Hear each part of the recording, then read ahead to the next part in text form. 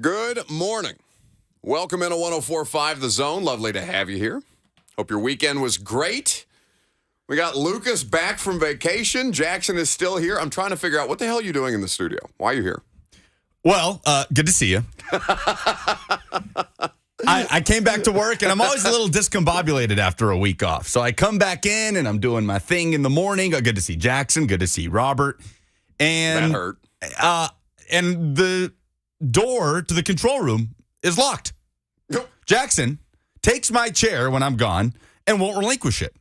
So I decided to saunter in here and just do the show from here. No, so is that true? Jackson has staked his claim. It is a hostile takeover. Yes. Okay, so it's a hostile takeover by you now. So how does that? Do you feel good about that? Do you feel I don't like that it put you in here with me? It's just this feels like an infringement. This entire time slot is just a constant power struggle. I don't understand why it has to be so Game of Thrones. I finished Succession 2 months after the season finale ended. I don't know why I just put off the last episode for however long that I did, but I don't understand why at home, when I go home and watch things like Succession, why that has to carry over into my professional life. I don't need that kind of stress in my day-to-day. The things that we watch in our day-to-day seep into our lives without us even knowing, where we watch an episode of Succession one day and then walk into a radio station thinking we're Logan Roy. That's the guy, right? Yeah, look at you. Tyler Dial says in the F&M Bank chat, you can interact there. Facebook, YouTube, Twitter, and Twitch is where the show is live streamed. He says another step closer to the Lucas Panzica show with the grinning. Is it a devil emoji? I don't know what the emoji is. Either way, it looks menacing. Little purple devil. At this point, that's how I should start describing you. You're just a little purple devil running around here. I don't know why purple. 615-737-1045 is the number. Who's to say? Bert may be here. It's going to be a whole cast of characters. Look under your console. I don't want to now. Goodness. All right. So we have DeAndre Hopkins. Is it news? Do I call this news? I think this is news. We need a different word. We need a different word for these updates. I guess update. Update doesn't have to be news. Why can't we just settle on the word news? Why does this have to be the, I don't know why this has to be the rebuild type of conversation, why it just can't be called news, or is news taken such a weird meaning where we have to go to things like Threads and Twitter and all over the place for social media to diversify where we get our news, I guess. Why does news have to have a fluid definition here? I mean, people will perk up when they hear the word news when it comes to DeAndre Hopkins and his situation regarding the Titans. Isn't CNN getting sued for that, for just running breaking news under literally everything ever for the last 3 years? Just anything that happens? Just anything. Not even things that are happening. Just breaking news. Wolf Blitzer is about to come up next. We can call it news. Okay.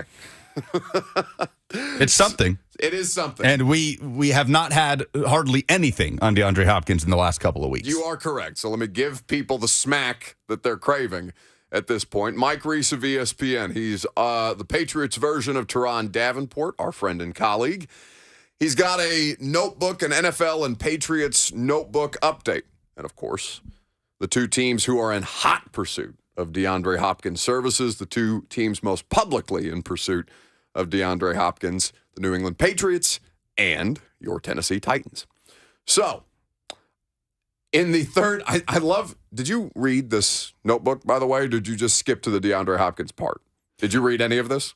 Yes, I was looking through it this morning. Okay, so did you find it funny at all that Mike Reese, who covers the Patriots, knows people want the D-Hop smack, all right? They're out here itching. Mm-hmm. Did you find it funny that he led with about 6 paragraphs on a punting competition? Yeah, I found it funny. I had to scroll for a while before I actually got to that part. The D-Hop update is the third bullet point, and it makes me want to I just want to hug Mike Reese for that. That makes me so happy that it doesn't feel like an active troll, but the troll in me wants it to be an active troll. By the way, here's the update on the biggest free agent in football right now. That's correct. So here is the third bullet point in Mike Reese's notebook. Key points on where things stand with the free agent wide receiver DeAndre Hopkins, according to sources close to the situation, are as follows. The Tennessee Titans and New England Patriots have made offers. Okay, that's new. When last we talked about this, it was being erroneously reported that there was an offer from the Titans and the Patriots to DeAndre Hopkins. Now, I'll be honest, I did not follow up on the Patriots side of things on this, but that was confirmed to me that when we talked about it, when we played that Mike Florio clip for you, that was incorrect at the time. That at the time, after his immediate visit, he had not been made an offer by Tennessee. So this is new. The Titans have been more aggressive to this point, and Hopkins hasn't been in a rush to sign. All right. So, more aggressive, that's a pretty broad term. I can tell you, Jeremy Fowler has been talking about, I think God love Jeremy Fowler. Every time they put him on television, he has to say something about DeAndre Hopkins, and he's been given the summer football shift. It seems it has to be just the grunt work, that or ESPN's too busy laying off people to put more people on television to talk about DeAndre Hopkins. Anyway, every time Jeremy Fowler gets on there, it's just basically, yeah, they're still talking to him. he's still texting, back and forth. I don't know whether he's using emojis or not using emojis. I don't know if that's a sign of affection or not. I don't know if it's just in the phase of talking or if we're closer and closer to Facebook official. But according to Mike Reis, the Titans have been more aggressive to this point. So it's a broad description, but that's positive, I guess. Now, that doesn't mean that more aggressive lends itself more to success, though I guess you would rather hear them being more aggressive than not, right? Is that a fair assessment? Yeah. Because, you accuse me of being desperate on a regular basis, especially when it comes to selling tickets. By the way, 1045thezone.com is where you go. Bowling, Thursday. I'm going to sound like a mattress commercial all week.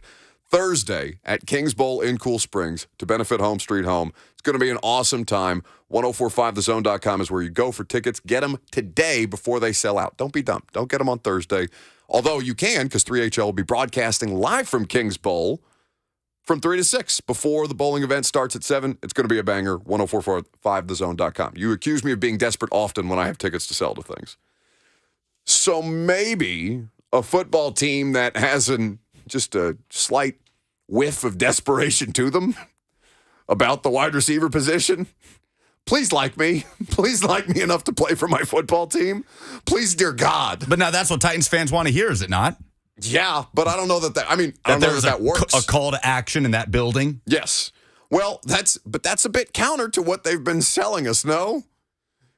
I understand that there was disclaimers done after the draft when we're just peppering them on Saturday afternoon after round 7 wraps up and they finally take Colton Dowell and you're just like, come on, bleep you. Really? Really with this? But at no point have the Titans said throughout the course of this offseason, this is your wide receiver room and you're going to like it, right? No, it's never been that cut and dry. There's always been free agency doesn't stop. There will be waivers and there will be releases around training camp. Like there's always been, yeah, but. And this happens to be a pretty big, yeah, but. So in looking at the DeAndre Hopkins situation, desperation's probably not a fair term. Now, I think Titans fans are desperate to sign him. I don't know that your organization is outright desperate to sign him the way that many of you are. I think it's just a small note that is worth paying attention to, that they have been more aggressive in pursuing him than the Patriots. Now, we're going to talk about how this situation might change, because there is new information out there that puts a bit more of a timeline on it. Not anything super definitive, but at least gives you kind of a barometer for transactions with other teams to keep an eye on. Because the whole reason he's waiting is because he wants more money. He wants more money from another team. And the longer he waits, the more likely he's going to have to give himself a better market. And that's completely fine. He's doing business the way that a 31-year-old wide receiver who just got released who was scheduled wasn't he scheduled to have like a $30 million cap hit in Arizona this year? He's accustomed to he's got a certain kind of lifestyle. All right? And he's been doing business well for a long time at this point. DeAndre Hopkins taking his time at a time when a free agent like him typically does not exist just makes the most sense. So we'll get into some like domino effect type situations that could bring other teams into the mix on this that are being forecast right now. Now, as to the offer itself that they, according to Mike Reis, have put in front of him, I'm sure as time goes on and as more and more parties get involved with this, details will be reported, if not outright made available. I think that their preference would be a 2-year deal. Now, that's just gut feeling. That's not me talking to anybody about it.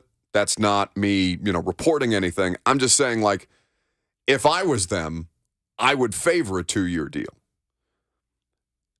They have so much more money to maneuver with next year that they have to find a way to make his cap hit manageable given the financial constraints right now. So if they can put together a 2-year deal and stagger the cap hit to make the DeAndre Hopkins 2023 experience at least a little more fiscally responsible, I think that makes just a ton more sense. Now, I'm sure they're going to have options available to them. But if I was in their position, that would be my inclination without having a full idea of what their books look like. Then what kind of questions are running through DeAndre Hopkins' head about who his quarterback would be in year 2 of that 2-year deal? Well, and also, does he even want to mess with it? Does he think that he can have one big season at 31 years old? And by the way, that might be the most motivated version of him, which is worth taking into consideration. I mean, you can talk about players outperforming themselves in a contract year, but there's quantifiable evidence to that effect. So, something to think about. But I would say that, that would be my first question if I was DeAndre Hopkins is, okay, what are you doing with the quarterback? Because one of the ways that they can make money for DeAndre Hopkins is, it shouldn't be top priority. In fact, if it is anywhere close to in their minds, it means something has gone, I don't want to say terribly wrong with the quarterback position behind Ryan Tannehill, but they could theoretically extend Ryan Tannehill, bring down the cap hit, and give Hopkins a level of security and saying, yeah, we've got this veteran option for you, and he's about as reliable as they come, as long as we can, keep him from being bludgeoned behind an offensive line that features Dennis Daly. But also in the way that this is being talked about nationally, does it feel like I keep seeing his relationship and his production in Bill O'Brien's offense in Houston. And I have hardly seen anything about DeAndre Hopkins and his connection to Mike Vrabel and to Tim Kelly, who was his offensive coordinator for a period in Houston. Like Mike Reis in his ESPN notebook says in the bullet point labeled D-Hop's incentive, if it remains between the Titans and Patriots, one question he might have to ask himself, which team gives him a better chance to cash in on incentives and maximize his earnings? Given his proven production in Bill O'Brien's offense from their time together with the Houston Texans, perhaps that would give New England an edge over Tennessee. And I know Bill O'Brien was the head coach, and it was his offense in Houston, but Tim Kelly was the offensive coordinator, and there is a relationship there. And he was on the staff. With Mike Vrabel. Right. So, and we can't speak on what that relationship is like with D-Hop and Bill O'Brien versus D-Hop and Kelly / Vrabel, but it felt like that was a pretty common theme going into this thing when the Patriots even first came up, that, oh, well, it's Bill O'Brien. That didn't end on good terms.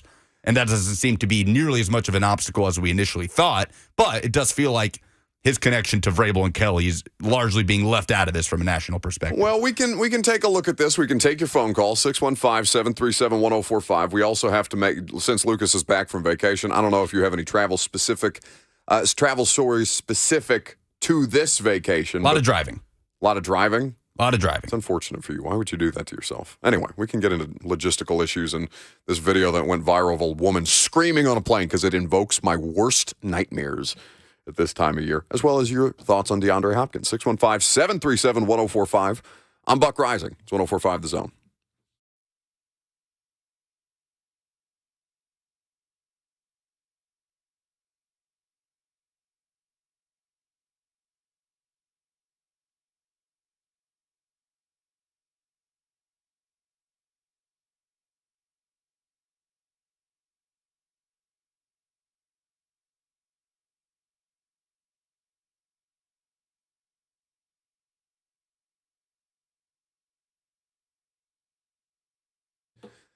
If you or a loved one has experienced issues related to gambling, then I have the solution for you. It's called the Gambling Clinic. It's a program that was founded at the University of Memphis back in 1999 by Dr. James Whalen and his staff. Their goal is to complete 8 to 10 weekly individual sessions with someone trained to help with gambling problems and addiction, because a lot of times you can financially overextend yourself. You can get into arguments at home over gambling issues and other problems that can arise. Now, most people gamble for fun without any problems, but about 5% of people do report some of those issues that I've just described. The Gambling Clinic is here to help you if you or someone you know has been through these issues before. They're not there to outright discourage you from gambling. They're there to help you gain the capacity to identify those problem issues that may arise if you are somebody who is going to continue to gamble. TheGamblingClinic.com is where you go for more information on their treatment process and their plan. TheGamblingClinic.com. This project is funded by the Tennessee Department of Mental Health and Substance Abuse Services.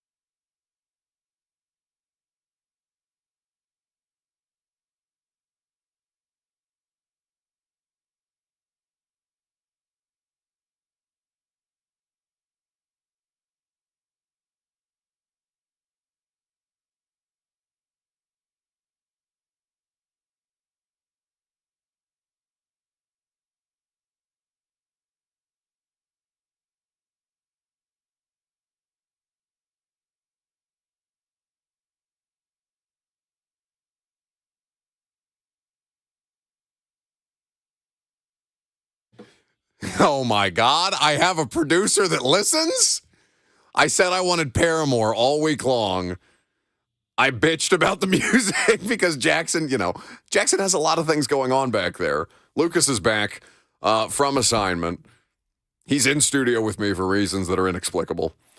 Jackson is back there running the controls. Bert is probably under the console. He has not yet appeared, though. I'm waiting for a jump scare. It's been long enough. And he knows this is a sensitive week for me because I'm on edge about the bowling thing. That's the best time. I know. This is why it's a problem. This is why my alert is heightened. But anyway, this makes me happy.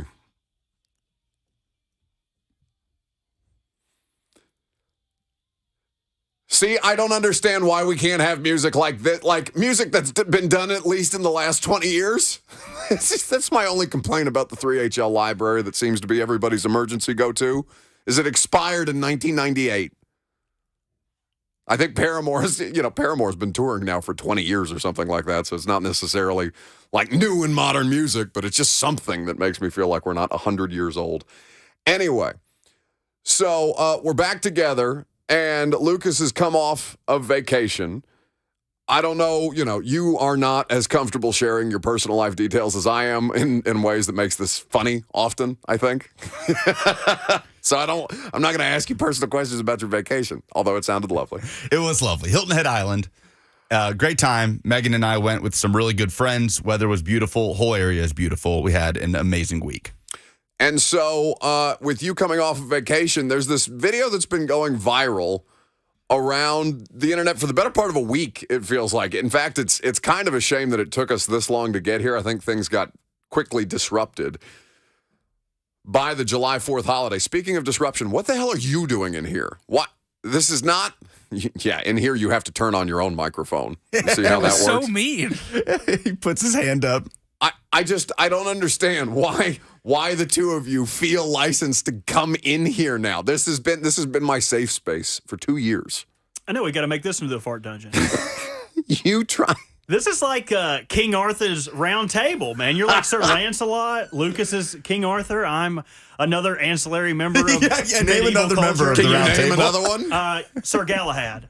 Oh, wow. That's not true. You made that up. No, I didn't. Somebody Google this. Oh, look at the entitlement that it breeds. We're going to get our crack research team on this. Somebody Google this as something that you're comfortable yelling into a microphone, having done the job that Jackson does on a regular basis, and now you feel just at liberty to throw him into the internet at a whim. And make it snappy.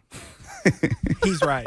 It's Sir Galahad. Yeah. Galahad is one? Sir Galahad, let's go. That checks out. No, he said Gallahan, or Callahan, like the like Bo Callahan. What the hell is happening around here? All right. This lady on a plane video. Do you guys know what I'm talking about when I say, is it just as simple as that for the audience? The lady on the plane video that continues to go viral for the better part of a week now, of a woman just screaming at fellow air travelers on, I think, an American Airlines flight. Yeah, domestic flight to Dallas. Where was it leaving out of? Maybe Miami? I can't remember where the flight was originating from. Anyway, preparing to depart Dallas-Fort Worth International Airport. So on its Dallas. way somewhere. Okay. Unknown. It took some time for it to get off the ground, fair to say. Was that a nightmare pun? scenario here. Was it a what? Was that a pun? It took it some while to get off the ground? Yes, it was, and you felt it necessary not to just let the pun sit, but trample it. I had to make sure. You know, some people, you're pretty, but you are not that smart. So sometimes I feel like you stumble into things and you don't really know you're doing it. But in reference to this flight, the one thing that I'm finding a lot of people are upset about, they're like, oh, something happened on that flight because when she pointed, everybody turned around and looked. That's true. Let me tell you a secret. All right, if I'm on a plane and somebody is making a disturbance in the aisle, I will suddenly become the 80-year-old neighbor that is agoraphobic. I am going to be all in your business. I'm going to be looking out the window. I'm going to have 911 dialed, ready to hit call. If somebody ever hollers anything on the airplane, I'm unbuckling and standing up. So you're the meme. God, I'm doing this for an FM radio audience. I don't know if this is going to work, but like the meme of the woman in the sunglasses that's calling the police on the barbecue. Yep. You guys know what I'm talking about. I don't know how many other people do, so we're going to see how well this works. Can we play the audio before we move forward here? Let's play the audio for people that have no idea what we're talking about. I thought you meant the meme. Do you understand how disorienting it is that there are 3 of you and 2 of you are in here? Play the video. I'm telling you, I'm getting the off, and there's a reason why I'm getting the off. can either believe it or they cannot believe it. I don't give two f***s, but I am telling you right now, that mother back there is not real. And you can sit on this plane and you can die with them or not. Nope. I'm not going to. Bye. The one guy says bye. Bye. It's the comedic timing. This is why TikTok is going to overtake every form of entertainment, because you can't make that up. This woman was hysterical. It is so bizarre. And so coming off the heels, you're coming off vacation. You, I think, had just recently taken vacation, Robert. Jackson hasn't been allowed to take vacation. He's literally chained back there to the desk because anybody else leaves and this whole place is going to crumble. I'm getting ready to go on vacation. What are the worst vacation stories that we have? Like air travel stories. Because I know if we can do anything between the four of us, I think that we can come up with one bad travel story. Why do y'all both look at me at the same time? Y'all just know that I'm just a terrible person, a terrible traveler. All right, so what happens? Well, we're not alleging that it's your bad behavior that's been caught on video the way that this woman's, I mean, she had, like, I assumed that she was drugged.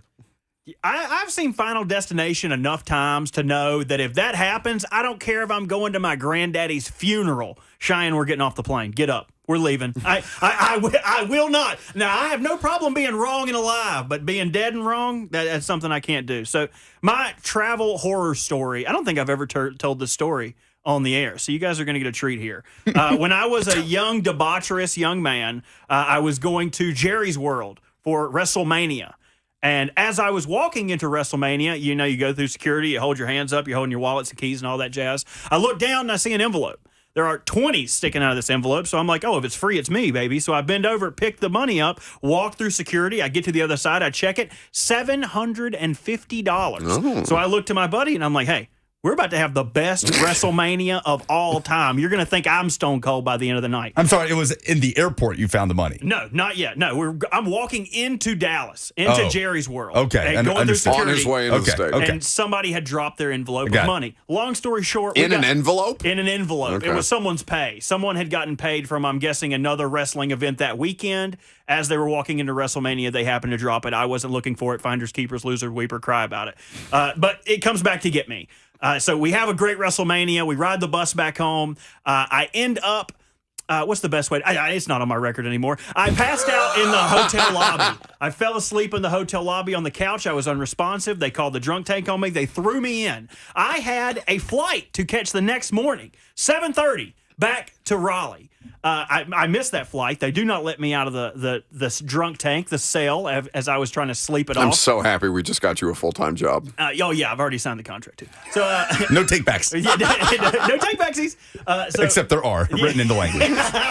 So anyway, so I miss my flight. I end up having to walk from the downtown Dallas drunk tank back to my hotel, like a good mile and a half. They wouldn't let me charge my phone. I couldn't get a taxi. Still had about $200. So I get back and I'm like, look, I'm going to use this money to buy my plane ticket. Nobody has to tell my mom. No one has to tell my dad. Because I'm like 22.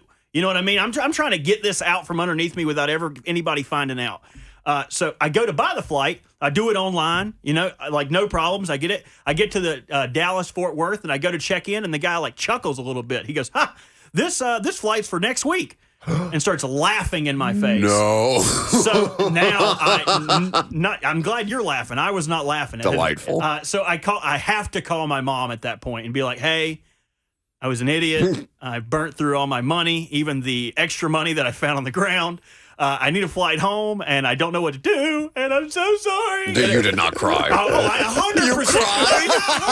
I'm telling you, I cried. At 22? I'm telling you. You think my mom, if I didn't cry, well, she was still let me have it. But I thought crying would soften the blow. So it wasn't out of true emotion. It was a tactic. It was planned. You're trying to manipulate your mother, who, by the way, you have accused on these airwaves of promiscuity on a regular basis. No, that's not fantastic. Damn you, Jackson. And that better be in programs so the streaming audience can hear it. And that's okay, because my mom likes to kiss an occasional guy at a party or a charity event, anyway, we'll decide my mom. We'll get off my mom. So I call her. She's like, I'm going to buy you a ticket. You're going to go to the airport, which also wasn't the Dallas-Fort Worth airport. The only flight she could get me was another airport like 40 minutes away. She's like, you're going to buy an Uber, you're going to ride in that Uber, and you're going to go home, and you're not going to tell anybody anything about this story ever. And so I immediately called my boss at the radio station. It was like, I got arrested in Dallas. I'm going to be late to my shift. I'm not going to be back in time. So that was one of the greatest WrestleManias of my entire life, but also one of the worst travel weekends I've ever had. We're thinking about doing this. I think we do this all show long. 615-737-1045. What's your worst air travel story? Well, I think we can mix them into the DeAndre Hopkins updates. We're going to talk about the most exciting college football players this coming season, this Andrew Luck Hall of Fame talk that is absolutely nonsensical. And I think at any given point, I want to be able to go to the phone line, and I want to take bad air travel stories. 615-737-1045. Lucas, you have one? I somehow don't. Like, I've been flying internationally every year of my life to visit family in Italy, in Brazil, right into all over the place. Yeah, you didn't hit the button? No, I thought I hit the button. Oh, so you're not a pro. Watch me do it. That's fantastic. That's how you. Oh, we're gonna run that one into the ground, okay, Jackson. He already had, he didn't even talk to me for a week. He just kept playing that drop every time I'd look at him over and over again. It's my own form of just torture. There are other buttons in there, but my worst story is getting a carton of orange juice dumped on me because the drink cart was next to our seat and he was serving drinks and we hit some turbulence and the entire thing got dumped on me when I was 10 years old or something. But that's not that bad. Like that. No, it's pretty awful. Sit through. I mean, if at least if you're young enough, like 10 years old, I have to assume that most 10-year-olds are sitting in a puddle of something sticky anyway on a regular basis. Like, I feel like that's just a perpetual state of being. Yeah. So I feel like at 10, that's not the worst thing. No, from what I remember, it just rolled right off my back. I said, okay, I just dealt with it. Probably increased the smell, too. You were like, oh, I even smell better. Smell like citrus. Yeah. This is my bath for the week. Mine has to do not with this Vegas trip, but the Vegas trip for my 21st birthday. I was still in college. It was the summer between my junior and senior year of college. I had flown out there. We were broke as all hell. No business being in Las Vegas, but we took a couple of trust fund babies to basically finance the trip. So I'm waiting in the Las Vegas airport. I've made my flight, like everything is fine. I'm, physically not great for the wear, but it is what it is. And I'm in the airport. I'm at my gate. I'm ready to go the hell home. This flight gets delayed for technical issues, unnamed technical issues on the airplane. And they delay this flight, I'm telling you, for 7 hours. 7 hours in the airport before, actually, I'm sorry, we had boarded the flight. We had boarded the flight to leave Las Vegas. I was on the plane. There was freedom in sight. We had to deboard the plane, wait at the terminal for 7 hours before they ultimately ended up canceling just that flight, put me on another flight that left at 11 p.m. Las Vegas time that went through New York on the way to Indianapolis, where I still had to get a 45-minute ride from a friend to get back to Bloomington in time to be at my job the next day. It's as bad as I've ever felt in my life at a time when I feel like you should be able to physically rebound from anything. I thought I was going to die. It's also terrible when you board the plane and then they tell you, like, oh, we're going to have to sit here a second. The air conditioner filters aren't really running at 100% occupancy, so we're going to change this out. And then you have to sit on that plane. They don't even let you up. They don't even let you walk around, stretch your legs, nothing. You're stuck in your seat. I hate that. That's probably the lowest common denominator of easy fixes, but terrible things to happen you in travel. But is it worse than being sat next to a lizard shapeshifter like this woman on this American Airlines flight? Which is why we started telling bad travel stories. So she's alleging, we didn't even get to that part. She's alleging that there is an invisible lizard creature. No, okay, she didn't. I said that part. She just said he's not real. I don't think she actually specifically alleged he was a lizard shapeshifter, but that was a common thread of conspiracies that's what it was. Well, there's been a response from the person that she was accusing of being not real. That mother bleeper, correct? There's been a response. Are we safe, Jackson? Do you feel good about this? This is your moment of truth. They're both in here, by the way, because so if anything happens, it's on you. Like, this has been squarely placed on your seemingly broad shoulders. I have a button to fix it. Okay, very good. Roll the dice. Let's hear the response from the guy who is allegedly that mother bleeper. So the internet has heard the story of the woman on the plane with the reptilians. But thanks to her delaying the flight, I just got home, so now it's my opportunity to tell my side of the story as the guy in the hoodie. So we're attempting to fly out of Dallas, Fort Worth, and then basically this woman, she sits next to me and she's clearly been drinking. I'm minding my own business, and sure enough, she sees my hoodie that has this Freemason logo on it.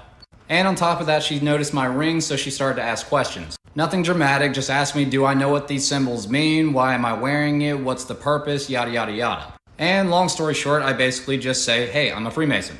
I even briefly explained how I educate about Freemasonry here on TikTok. Next thing I know, she basically starts to grill me about low-level Freemason and that it's all Satanism and that it's ruled by reptilians and blah, blah, blah. So I simply put my hood up and I started to ignore her and basically just mind my own business. She starts getting louder and louder, and then basically she's like, you know that they worship Lucifer at the top, right? So I looked at her dead in her eyes and I said, I am Lucifer. I heard one individual laugh behind me, so I figured somebody got a kick out of it at least. She starts running up and down the aisles, freaking out, saying I'm a reptilian, and then all this other stuff, she's gonna get off the plane, yada, yada, yada. It doesn't show all the footage, it just says that she's trying to get off the plane because of, I'm not gonna say it here on TikTok, I don't wanna get banned, but then also talking about how, I'm secretly also trying to take over the world. So I looked back at the guy that was basically chuckling before, and I winked at him. So I basically whispered something under my breath saying that, Freemasons don't care to rule the world, we rule the universe. And I looked back at the guy that was laughing before and just kind of winked at him because he started laughing again. Well, I didn't think that she could hear me, but evidently she did, and it actually escalated it even further, and then they delayed the flight, and so on and so forth. So moral of the story, don't believe everything you hear on the internet. I mean, that is incredible. It's why I love TikTok. But also, that dude's a reptile. That dude is a lizard person. You only take so much pleasure in turning around and winking at somebody if you are in fact a reptile in disguise as a human being. I wonder what the moment it registered in his brain, well, this was a mistake. Because obviously it didn't just inconvenience 200 people or however many people were on that flight, but he himself was inconvenienced by having the flight. They had to deboard the plane, right? And That's then come back on, and so it's delayed for hours. Oh. A domino effect, I'm certain, with multiple flights after that. Like, this is not just, this is one thing. It's when keeping it real goes wrong. I don't like people playing on my phone. I wonder if the dude, while he's sitting there during the delay, he's like, I probably shouldn't have said I was Lucifer. We are all here because of that. 615-737-1045. What's your worst air travel story? We're going to take them throughout the course of the day. We'll divert back to sports. Bob Huggins wants his job back, and the internet's laughing at him. We're going to talk about it coming up next.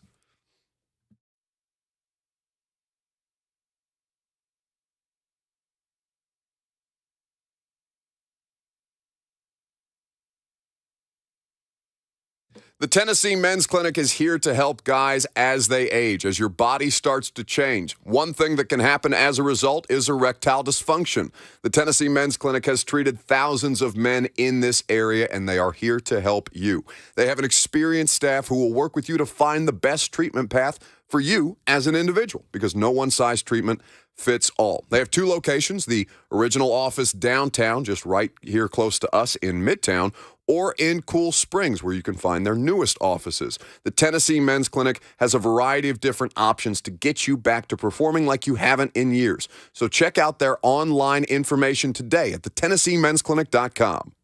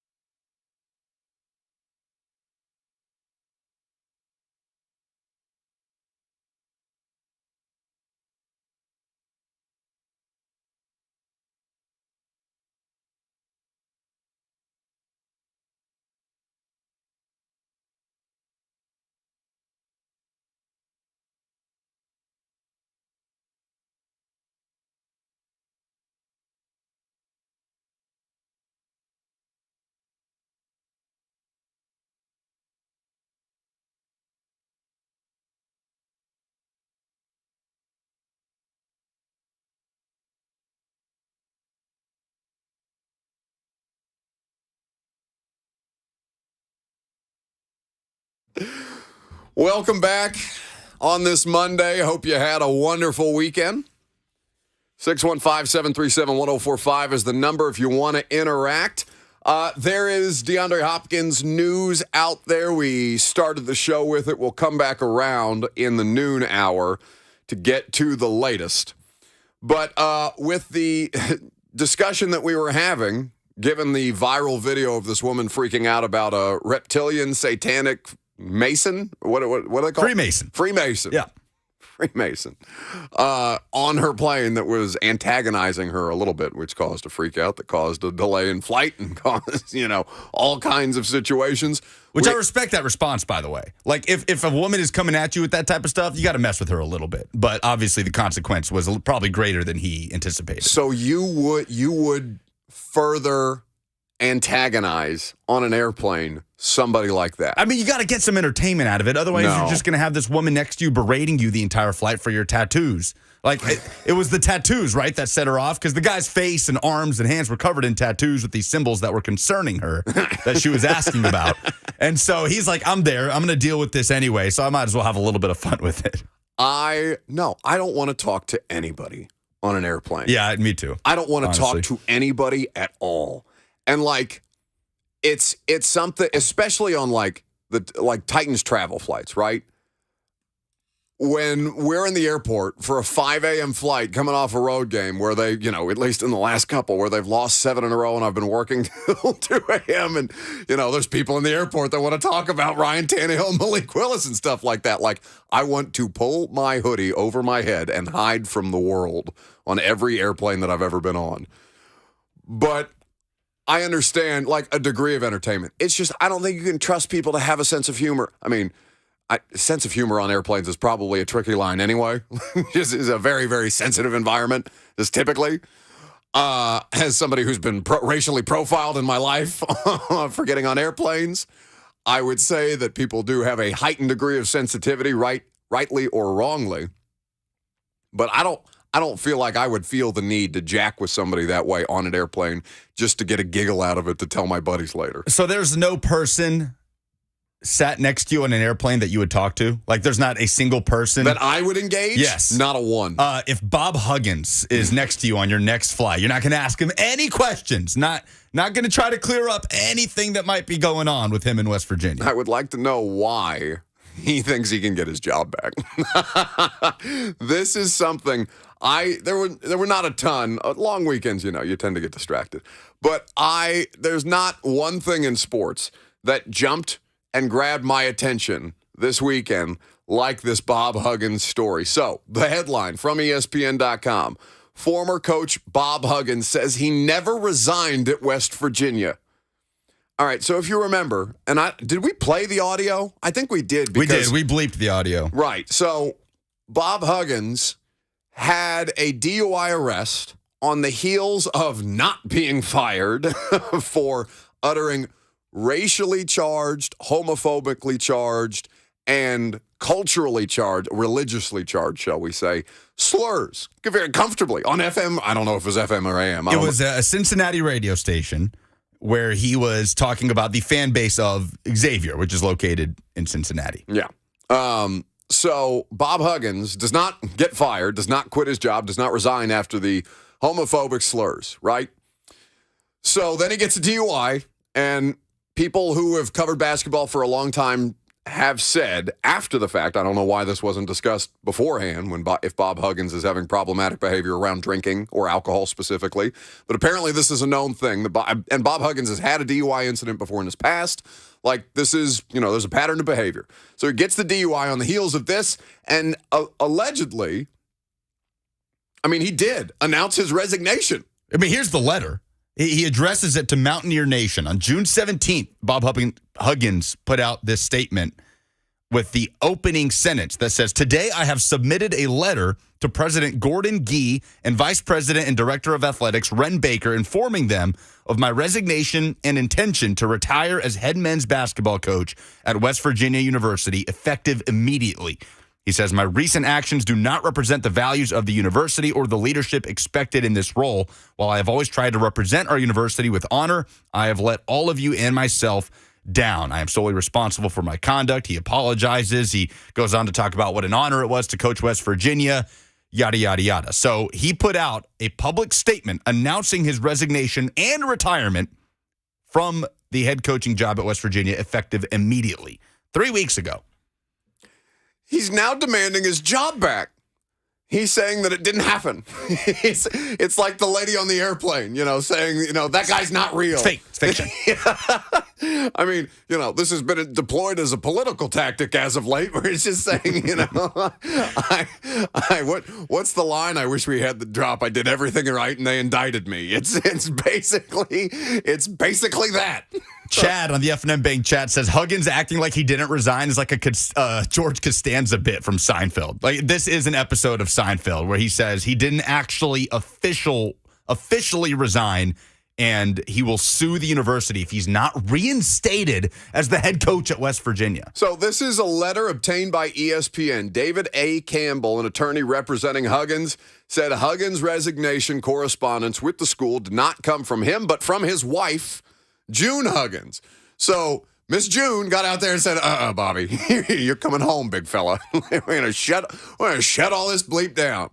I just imagine a pissed off June Huggins typing up her husband's resignation letter after homophobic slurs and a DUI.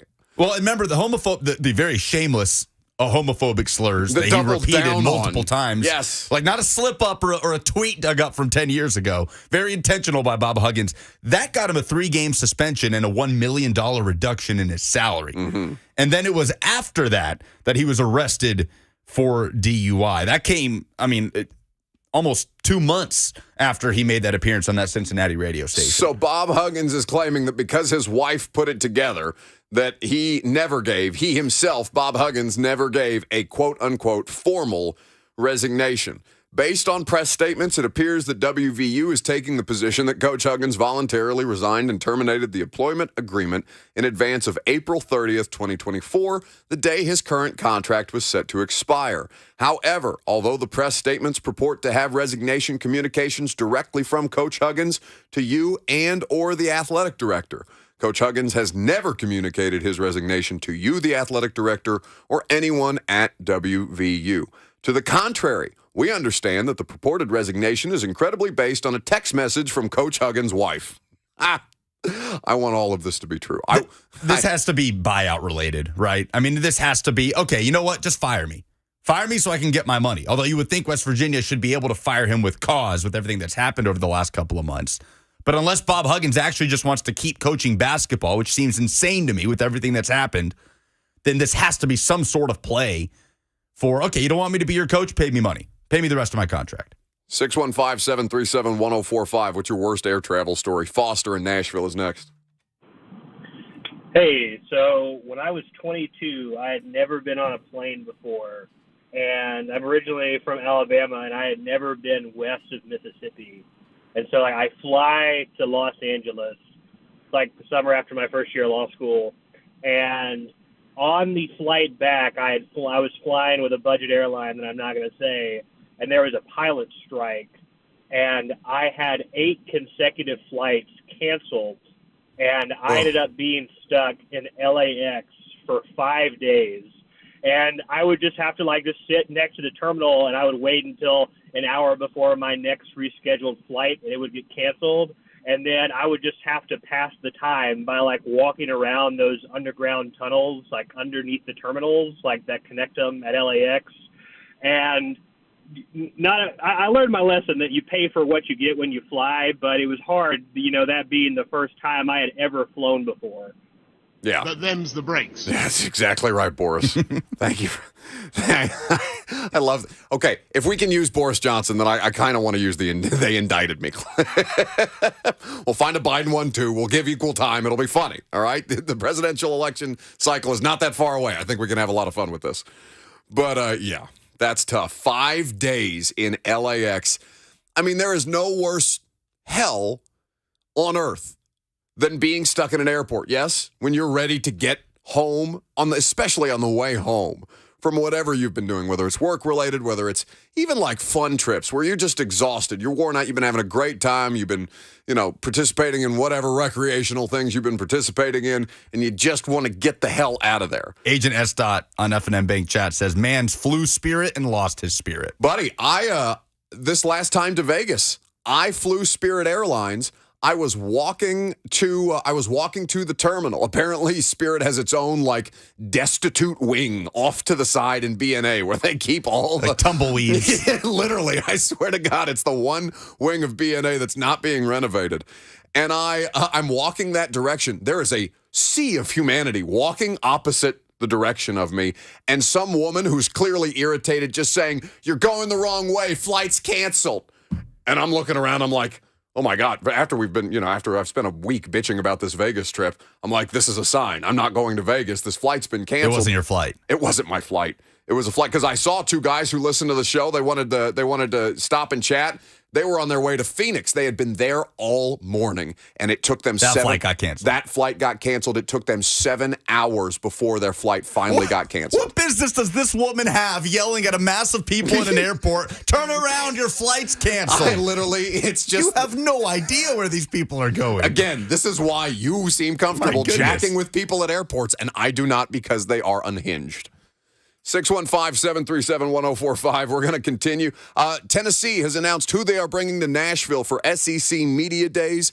We have every team's 3 representatives on the player side of things. We'll tell you who they are going to be coming up next. We'll also continue throughout the course of the show to take your worst air travel stories. I'm Buck Reising. It's 104.5 The Zone.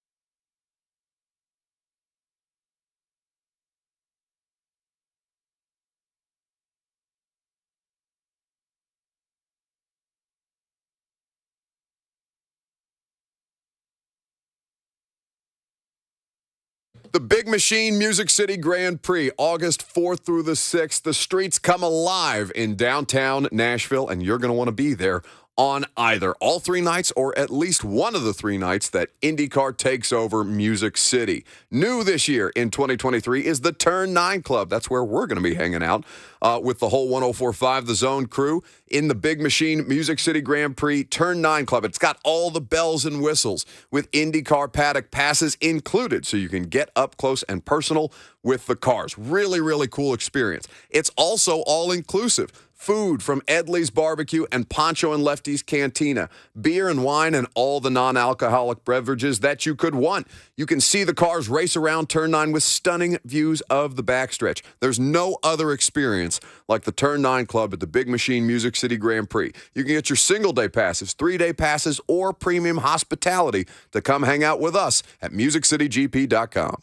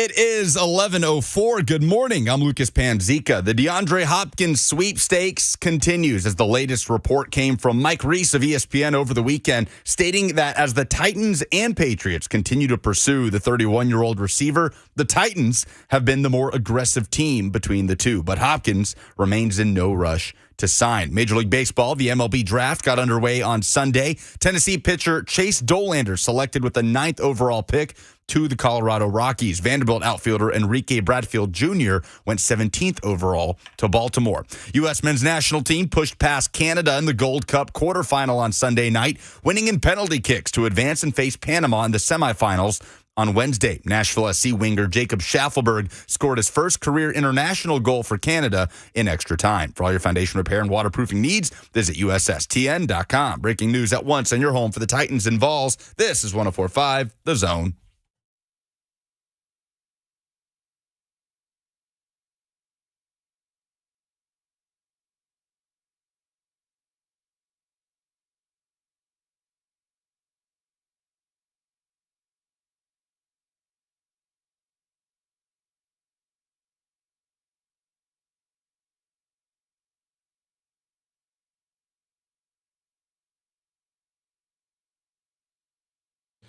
Second down on this Monday. What's happening? Welcome in. Welcome back. If you've been hanging out with us so far, we're happy to have you. It's a whole cast of characters on the show today. We got Bert. We got Jackson. We got Lucas. I don't know why he's in the studio, but here he is. Is this like a thing? Is this something that I'm going to have to deal with on a regular basis now? I mean, until Jackson unlocks the door of the control room. I just saw him unlock the door. Well, it's probably because Bert was scratching at it like a meth addict to have a cigarette. But I did see him unlatch the door back there for a brief second, then quickly scurry back there to make sure that you can't reclaim your place. I don't want you getting comfortable in here. Oh, I'm comfortable. I am comfortable. Yeah, I know. It's unfortunate. 615-737-1045. We'd be happy to have you at any point or on the F&M Bank chat. Live stream the show. Facebook, YouTube, Twitter, and on Twitch. There are questions for Lucas, actually. Can you explain the significance of the U.S. win yesterday? And I don't think that's a bad idea in just a second. But I do want to quickly get to a headline that came out of Tennessee and that SEC teams are going to start announcing across the board. Tennessee has now released their player representatives for 2023 SEC Media Days, which, by the way, happens to be here next week, the Grand Hyatt. We're going to be there. I never work SEC Media Days. That's my birthday week. I always take off since it's here in Nashville and a bunch of our friends are coming to town. And we're going to be at the Grand Hyatt. We're going to party all week long down there. It's going to be a great time. Looking forward to that? I am looking forward to that. It's been a long time coming. The SEC Media Days extravaganza was supposed to be in Nashville earlier than 2023. A thing called COVID happened, and it's all gotten pushed back a little bit. So this has been a long time coming for the Southeastern Conference. Indeed. So college football season right around the corner when SEC Media Days pops up. The countdown has already been, well, if you're somebody like Josh Pate, you've been tweeting your cornfield countdowns for weeks now. Was it 8 on this past Saturday? Marked 8? I believe we're at 8. I believe we're at 8 until the University of Tennessee hosts Virginia at Nissan Stadium. Not that far away, Labor Day weekend. Anyway, Tennessee sending Joe Milton, defensive lineman Amari Thomas, and tight end Jacob Warren with Josh Heupel to represent Tennessee at SEC Media Days. So this is the first time that SEC Media Days in any form or fashion has been in the state of Tennessee, yeah? I believe so, yes. It's always been in either Birmingham or Atlanta, largely Birmingham over the years. Hasn't Hoover? What's Hoover's significance? Yes. When I say Birmingham, I mean Hoover. Okay, well, they say the same place. Essentially, Hoover, you could say, is like a suburb of Birmingham. I don't want to do Alabama geography, B. I don't want to do that. We could do that. No. Yeah, it'd be like Murfreesboro, right? Okay. Either way, so Tennessee hosting SEC Media Days, and the host school, even though it's Knoxville, not Nashville, well, I guess Vanderbilt would technically be the host school. I want to talk to Clark Lee at some point this week. We need to email the Vandy sports information director, because I'm really coming off a really, really exciting season for Vanderbilt. I know the win total was not necessarily what you would associate with exciting, but like them smacking around Florida and Kentucky last year, big deal. And I want to talk to Clark Lee heading into the season. Yeah, and Vanderbilt, by the way, will send linebacker Ethan Barr, safety Jalen Mahoney, and wide receiver Will Shepard to SEC Media Days. Okay, so we hope to talk to any and all people who will be made available to us at the Grand Hyatt next week when we're broadcasting live for, I think, 4 days next week. Right? Monday through Thursday? Yes. It's going to be a great time. What are you I haven't decided. This is going to be hard for me to show up for work on Thursday. Oh, on your birthday? Yeah. This is not something that I'm accustomed to doing. Yeah, and do you know who speaks on your birthday? Is it Heupel? It is. It's actually a great day I for don't want to share coaches. my birthday with Tennessee. I don't want to do that. Lane Kiffin, Shane Beamer, Josh Heupel. No, I don't want anything to do with that. That's anyway. You don't have to be there. We will carry on. I know how disappointed were you that I did not take off this week as I typically, or that coming week as I typically do, because I know this is your time to shine, bud. Oh, we'll have there will be plenty of work to go around next week, no matter who is or isn't there.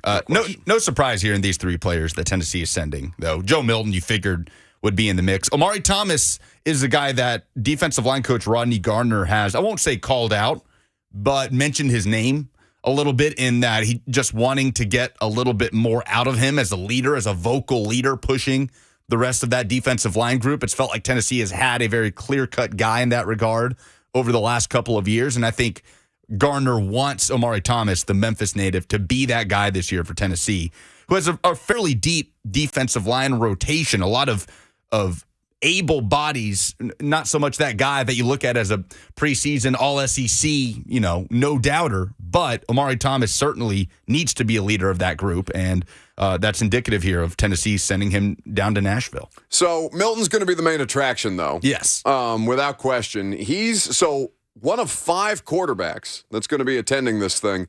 Again, the information courtesy of GoVols 24/7, 247sports.com is where you can get their information. Do you have it in front of you? Or I do. Okay, I wanted you to guess the other quarterbacks. Oh, who would be attending? Yeah, who are the other 4 quarterbacks? I mean, I would have assumed that it would be the majority of returning starters in this instance. I think I could name most of those dudes, but anyway, I do have it in front of me. Jaden Daniels from LSU, Will Rogers of Mississippi State, South Carolina's Spencer Rattler, and KJ Jefferson of Arkansas. So those will be the quarterbacks, including Joe Milton, in attendance for this. I'm looking forward to doing. I mean, I always look forward to doing the install with Cosell, but this week's episode is just going to be completely about Joe Milton, not just as for the upcoming 2023 college football season, but as a pro prospect, because many of you have questions around that, especially regarding the draft cycle that Hendon Hooker just went through, and a surprise maybe for many of you that he fell to the 3rd round the way that he did. Is it me being a biased Tennessee guy to say Joe Milton is the most intriguing of the returning SEC starting quarterbacks in that regard? Yeah, the answer is Spencer Rattler. Spencer Rattler more intriguing than Joe Milton based on, I think, just the wide range of ability, Joe Milton with athleticism and arm strength and all of those things, and then combined with that Tennessee offense and all the questions that continue to be born out of that offense come draft time, to me makes the Milton conversation pre-draft much more wide-ranging than the Spencer Rattler conversation. I think that that's me saying intriguing doesn't mean like Joe Milton's the best prospect, right? That's not what I'm saying. I'm saying the most interesting. Yeah, no, I'm willing to accept that, because I mean there was no discussion preseason of Anthony Richardson going to the NFL draft. Nope.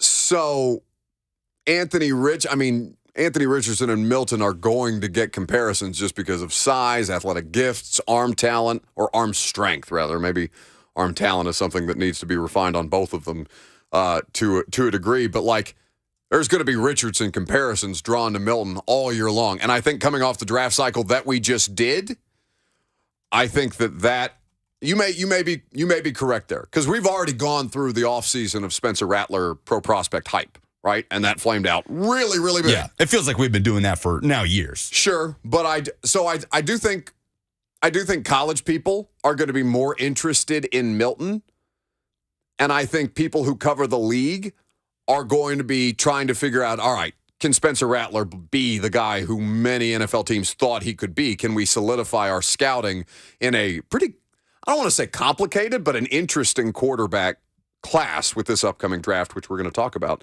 here in a little bit. 615-737-1045. What's your worst air travel story? Buffalo. I don't know where Buffalo is, but he's calling in. He's up next. Hey, back in 2011, I celebrated with my wife. We had anniversary 10 years, and we went to Barcelona, Spain. Got in the Miami airport, and I got stuck in customs for like 7 hours. The guy told me, he said, well, you're probably a good person, but you have a really bad name. Consequently, after that trip, 28 days later, we found out that the cruise that we had cruised on, the Costa Concordia, crashed into the Giglio Island. Whoa. 28 days after we sailed on that boat. You could imagine. Well, Wait. That, Crashed into an island, like the cruise just crashed into where it was supposed to dock? No, the Costa Concordia sank in Oh, my goodness. He sank that boat. He killed 32 people. You don't remember the Costa Concordia going down? I don't remember this story. Do you remember this story? Yeah. No, I don't at all, but I'm glad that you weren't on that boat, Buffalo. 28 days later, he crashed that joker. He hit a rock, and he did that same maneuver when we were on our cruise. He did the same. I was sitting in the master dining room, and I was looking out the windows of both sides, and it was like we were on Gallatin Road going 45 miles an hour. Them islands were just whipping by. I was like, you don't like that. God, we are hauling butt. Yeah, Good morning. 2012, 33 people died. I mean, what you talk about an actual nightmare. Thanks for the call, Buffalo. That's a tough one to top. That's horrible. Well, it feels a bit callous now, me making a drowning joke, because I don't know if you heard me drown in my own phlegm trying to talk in the middle of the microphone. Jackson heard it. It was unpleasant. Tough scene coming off a weekend. Yeah. 615-737-1045. We're taking your worst air travel. That was a sea travel story, or by boat travel, but that's fine too. I've got a couple of those as well. We'll do that throughout the course of the show today. Coming up next, though, speaking of college quarterbacks, is Caleb Williams the undisputed top college quarterback this year? We're going to get into that coming up next.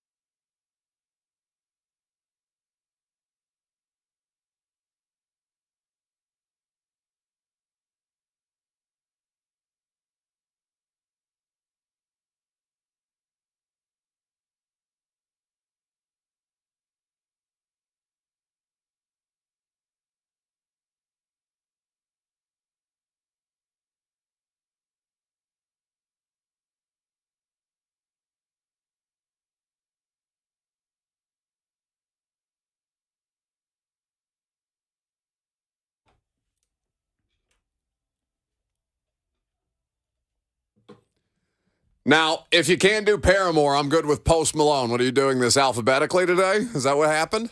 I just made a bunch of songs. Okay. You made a bunch of songs? I put them in a recording software. I would like you, personally, you, Jackson, to get into the studio, into the recording studio, and cut songs. You and Bert. Jackson's like, I wrote this. We can put together a whole album of your own original music that we play back from the radio show. That was something I tried to get off the ground when we first started the radio show. You remember that?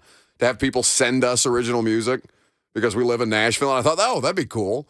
That'd be fun. And then there's all kinds of like rights issues that you have to jump through and BMIs across the street from us and threatening litigation if we get anywhere close to their artists. Yeah, I don't want that. No. I have been called the songbird of my generation. Have you? By who? Do you not know that quote? I don't know the quote. You can't do movie references with me. I won't get them. It's Step Brothers. Do you know I thought that was the dumbest movie I'd ever seen the first time I saw it? So what would it take you, the second or third time? Honestly, I think I watched it at like when it came out because all, your buddies would quote Step Brothers over and over and over again. It is an infinitely quotable movie. And I remember watching it. I had to been in this had to been like freshman or sophomore year of high school. I thought this is the dumbest thing. I don't understand this at all. I don't get it. What about cops is so funny? I don't get the idea. These people are clearly like these people have problems. Like this isn't funny. It's sad. Like that's as a freshman in high school. That's how I processed Step Brothers the first time. And then someone had to teach you what comedy is. Somebody had to teach me. Yeah, you can laugh at the dumb jokes. It's okay. It's like Jackass. Speaking of which, you see this Johnny Knoxville clip of him talking about concussions? That made me very, very sad. Johnny Knoxville's not allowed to do stunts anymore because he's literally scrambled his brains. Anyway, let's talk about college quarterbacks before we get back to your worst air travel stories. We'll do them throughout the course of the show today. Is Caleb Williams the undisputed top college quarterback this year? To hear Titans fans tell it, you would think so. Many of you, not a majority, but many of you had voiced opinions throughout the course of this offseason. You just want your football team to tank for this dude, the USC quarterback, who obviously has clear talent. You and every other fan base that doesn't have a franchise quarterback set in stone for the future. Correct. And I understand that there's, we do this every once in a while, but like not so long ago, it was Spencer Rattler. So let's, just pump the brakes a little bit on the tanking for quarterbacks that you think are sure things that are obviously not sure things if you watch enough NFL draft stuff. Well, now that is a tough comparison given what Caleb Williams has shown in his college career versus what Spencer Rattler had shown at the time that he was projected as a number one overall pick a year in advance. Okay, so give that context then. Well, Caleb Williams, first of all, a defending Heisman champion, a guy who burst onto the scene, who replaced Spencer Rattler his freshman year as a true freshman at Oklahoma, and then had an insanely productive year at USC a year ago, has the size, has the speed, has the accuracy, the running ability, the arm strength.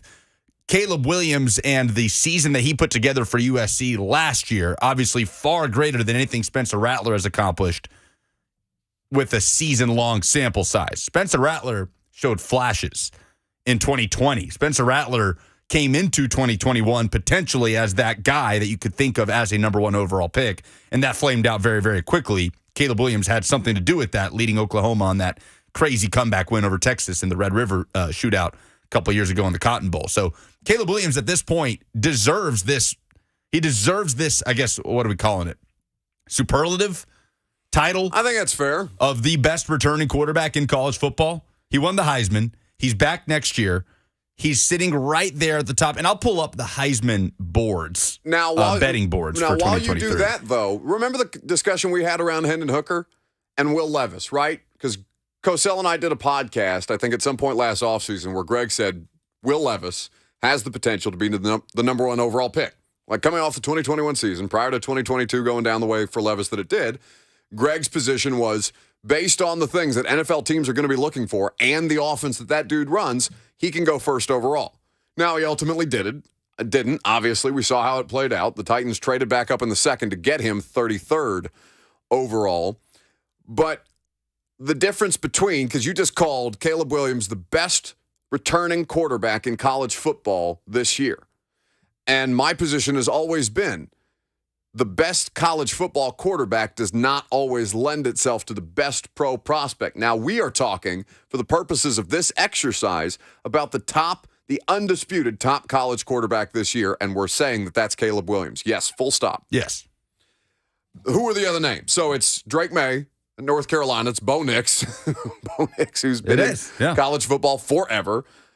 Michael Pratt at Tulane is somebody you hear from scouts a lot about, having watched more Tulane recently than at any other point in my life because of Tajay Spears.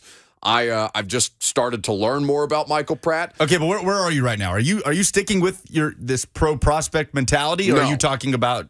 I'm talking about the undisputed top college quarterback this year, Caleb Williams. Who do you think, this is looking at BetMGM, the second favorite to win the Heisman? According to Caleb Williams, the favorite at plus 500. Who do you think is the number 2 favorite? Man, to win the Heisman? To win the Heisman in 2023. It's a quarterback, yeah? Yes. Yeah, we're just talking quarterbacks here. You got to go pretty far down the list before you get to outside the quarterback position. Yeah. So I will say, man, I'd be inclined to, I would want to say Drake May. Do you have a guess, Jackson? Hunk was in here talking to me. What's up? Do you have See how it feels? Oh, yes. See how it feels? Yes, when I you are do. completely undermined. Also, we're doing a radio show. Who do you think is? Radio. It's about your event. It's about your event. It was about Thursday. I don't care. Not right now. Who do you think is the second favorite to win the Heisman in 2023 behind Caleb Williams? Drake May. It is Jaden Daniels, LSU quarterback, plus 900, followed by Quinn Ewers of Texas at plus 1,100, followed by Michael Penix Jr. of Washington at plus 1,200, then followed by Drake May of North Carolina at plus 1,400. Really? In fact, Drake May, his odds are dead even with Cade Klubnik of Clemson at plus 1,400 on BetMGM. He is the fifth, Cade Klubnik. tied as the 5th favorite to win the Heisman, Drake May. I'm surprised to see that. That's a pretty far drop. So, Jaden Daniels, you could definitely make the argument for it, right?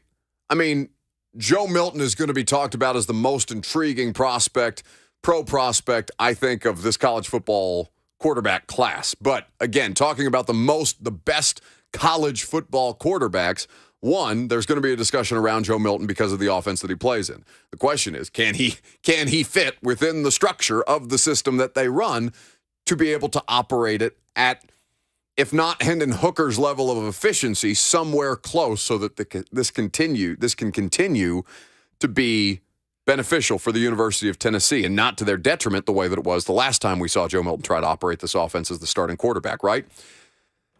So that being said, Jaden Daniels, year 2 under Brian Kelly, I mean, proof of concept, like, they ended up being an effective offense. But I did not feel that Jaden Daniels was so much the primary emphasis of that offense to where I should be looking at him as the second favorite in the Heisman. I'm a little bit surprised to see that. Now, to me, there's no discussion about who should be considered. I don't know who the best quarterback of 2023 is going to be because we can't see into the future. But as far as who should be considered as the best returning quarterback in college football, there's not an argument that anybody can formulate in my mind outside of Caleb Williams, a guy that has done it now at multiple programs, that obviously still has to take that step alongside his head coach, Lincoln Riley, of getting to and winning a playoff game. But with the skill set, the measurables, and the resume, nobody can touch what Caleb Williams has done right now. But I am slightly surprised to see Jaden Daniels in there at second. Although, at the same time, who do you want to put in front of Jaden Daniels to be the second favorite to win the Heisman in 2023? I mean, if it's going to be the best quarterback in college football, then I can't give it to Drake May just because I think he's going to be a better pro prospect. Right. No, that's out the window. Right. And Drake May had a great freshman year at North Carolina. But and Quinn Ewers has obviously all the talent, but that was a rough 2022 for Texas offensively with Quinn Ewers. And he will be rightfully expected to take a step alongside Steve Sarkisian this year. That should be the expectation for Quinn Ewers. I mean, Michael Penix was insanely productive for Washington a year ago. Like, these odds are not, it's not just about the player, right? It's about situation. It's about the situation that they return in. It's about strength of schedule. I also think teams they'll be program playing. matters. Yeah, 100%. 100% What about program Jordan matters. Travis? I'm not arguing for him over Jaden Daniels, but what about Jordan Travis at Florida State? I would love Jordan Travis at Florida State as a little, if you're going to sprinkle something on anybody that's kind of outside of that top 5, Jordan Travis at plus 1,600 to win the Heisman is a really exciting talent. And Florida State will also have the expectation of taking a big step under Mike Norvell this year. Yeah, I would like that a lot. 615-737-1045 is the number. What's your worst air travel story? We're taking those phone calls all throughout the course of the day. We'll bob and weave in between segments. Let's go to Carlton in Nashville next. Hey, Carlton. Hey, guys. How you doing today? Great. This story is back from when I was in college.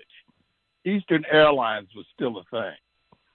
And I used to, I had me a little part-time job, and I would fly home every few weeks because it was affordable.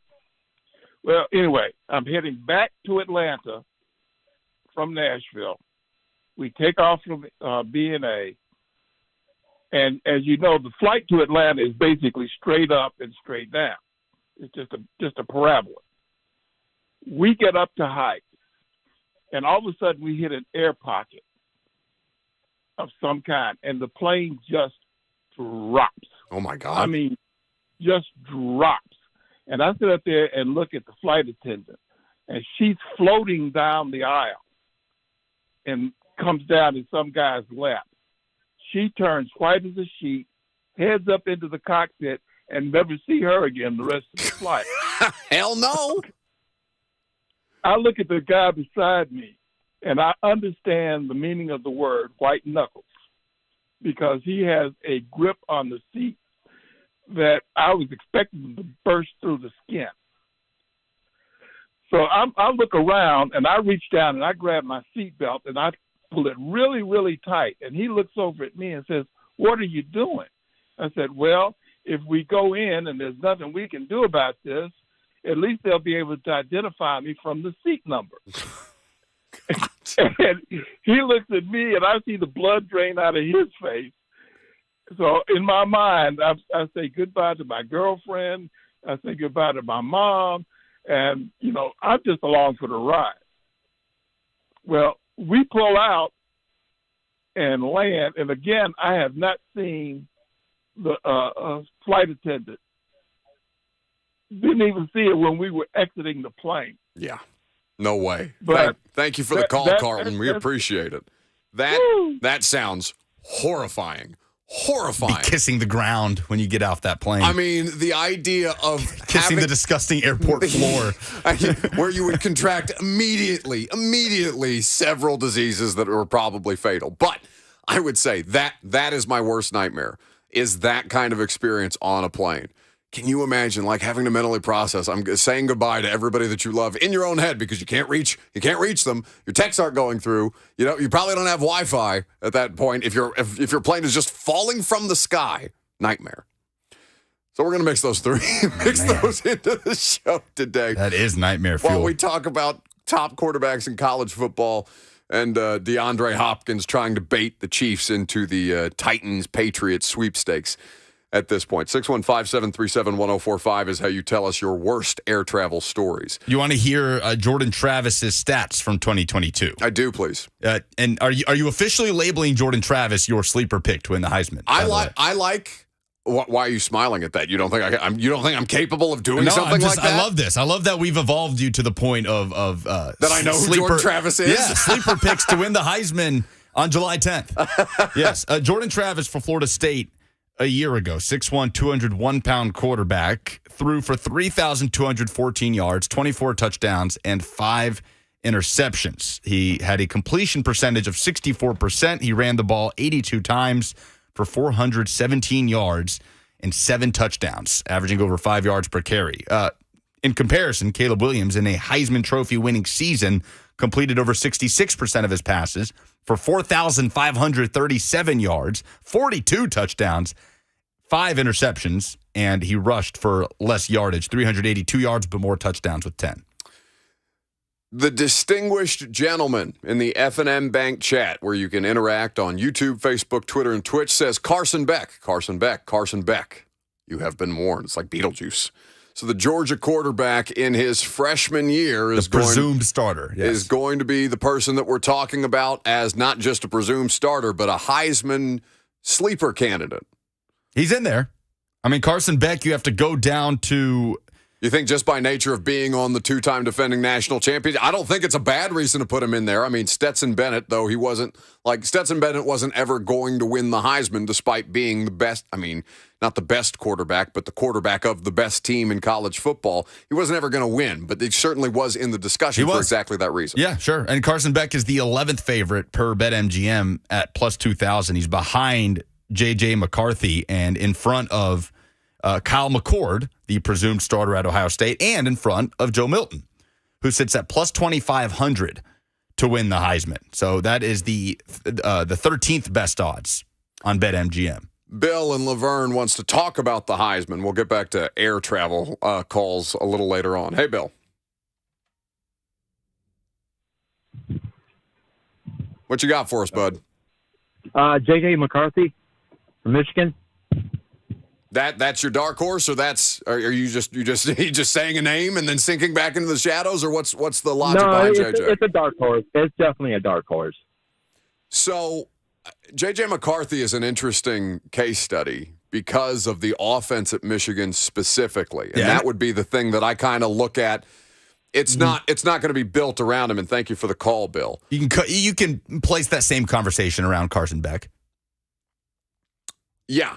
Well, I think that Carson Beck. That's an interesting comparison. I think you can place that exact same reason. I mean, it's one reason why. Well, there's a couple reasons why there's not a single. I mean, I'm scrolling, and I don't see any Alabama quarterbacks on here. And A is we have no idea who's starting at Alabama between Jalen Milroe, Ty Simpson, and the Notre Dame transfer Tyler Buckner. But B, everything that we've seen Alabama do going into 2023 signals kind of a return to those Nick Saban offenses in the first half, or a little over the first half of the Nick Saban era at Alabama, with an emphasis on running the football, just how much improved their offensive line is going to be and how ridiculously talented their defense is going to be this year, then it's really hard to make a case. Even if Alabama had named a starter coming out of spring practice, said Ty Simpson is our guy, it would still be hard in my mind to make a strong case for Ty Simpson as a Heisman candidate for similar reasons why I think it's tough to make a case for J.J. McCarthy or to make a case for Carson Beck. But for what it's worth, McCarthy plus 1,800 odds, Carson Beck plus 2,000, all those guys behind the likes of Bo Nix, Sam Hartman of Notre Dame, Jordan Travis, and Cade Klubnik. I mistakenly said he's a freshman. He's a junior. Carson Beck. Beck? Right. Yes, he is not a true freshman. Just wanted to clarify. No, he was the number 2 last year behind Bennett. 615-737-1045. We'll get more of your calls on Dark Horse Heismans and your worst air travel stories while we tell you about a terrible, terrible thing. When millionaires and borderline billionaires lose massive amounts of money, sometimes it doesn't strike us quite this way. But there's one grift that a first ballot Hall of Famer has been running in the NFL that just cost him $30 million. I'll tell you what's going on coming up next.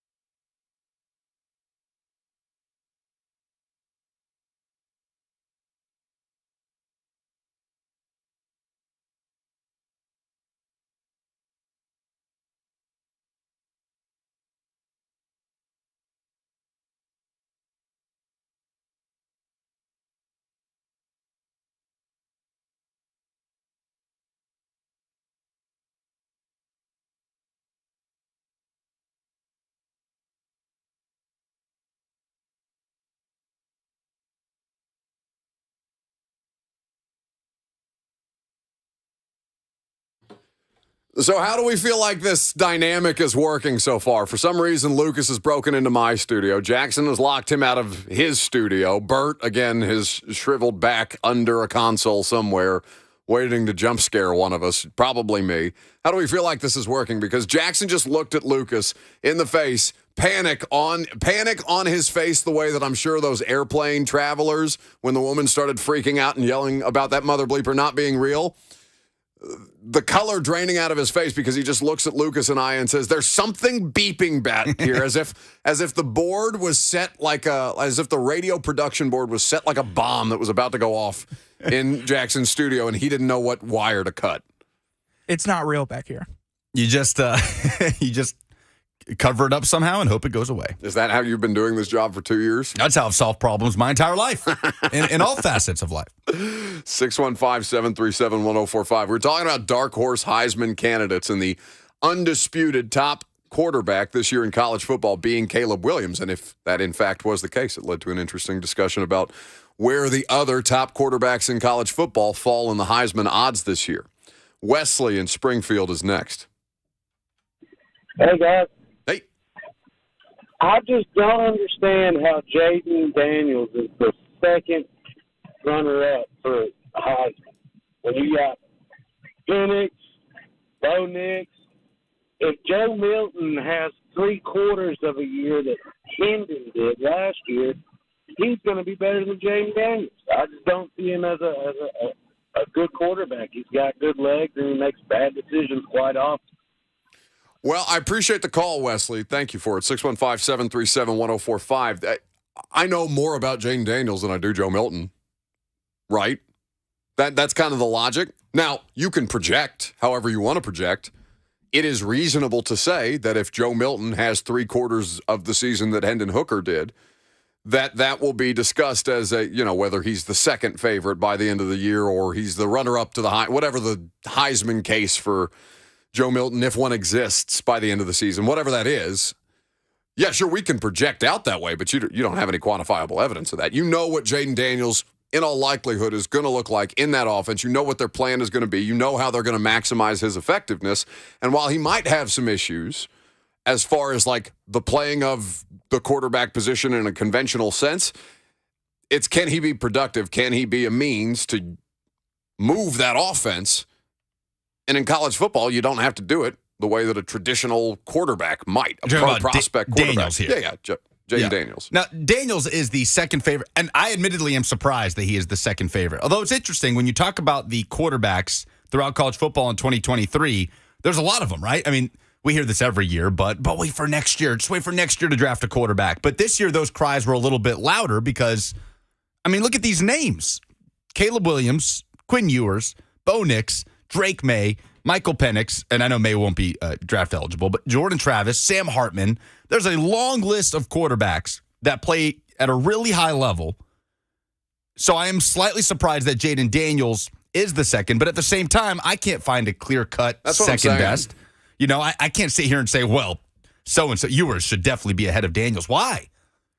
And Jaden Daniels is not the second favorite, according to BetMGM, because of what he did last year. It's because of the way he could potentially elevate this year in year 2 under Brian Kelly. They're projecting too. You know, in the same way that, the caller might project that Joe Milton will be a better quarterback, a better college football quarterback by the end of the 2023 season. That's all the betting odds are, right? They're just projections. And I do have a slight problem with saying he makes terrible decisions. I mean, Jaden Daniels, can you tell me how many picks he threw last year? I don't think it was a ton. I'm going to say 5. Threw 3 interceptions last year. 3 interceptions. Yeah, and he started every game. So he's a good decision maker. Well, now wait. Now, before we do it that way, I don't know how many interceptable passes he threw. Sure. Now, you can make that argument. We don't have the information. We don't have the background right now for that. But it's box score scouting to an extent. Sure. But at the same time, I'm also surprised Joe Milton's not a little bit higher just because of the nature of that offense.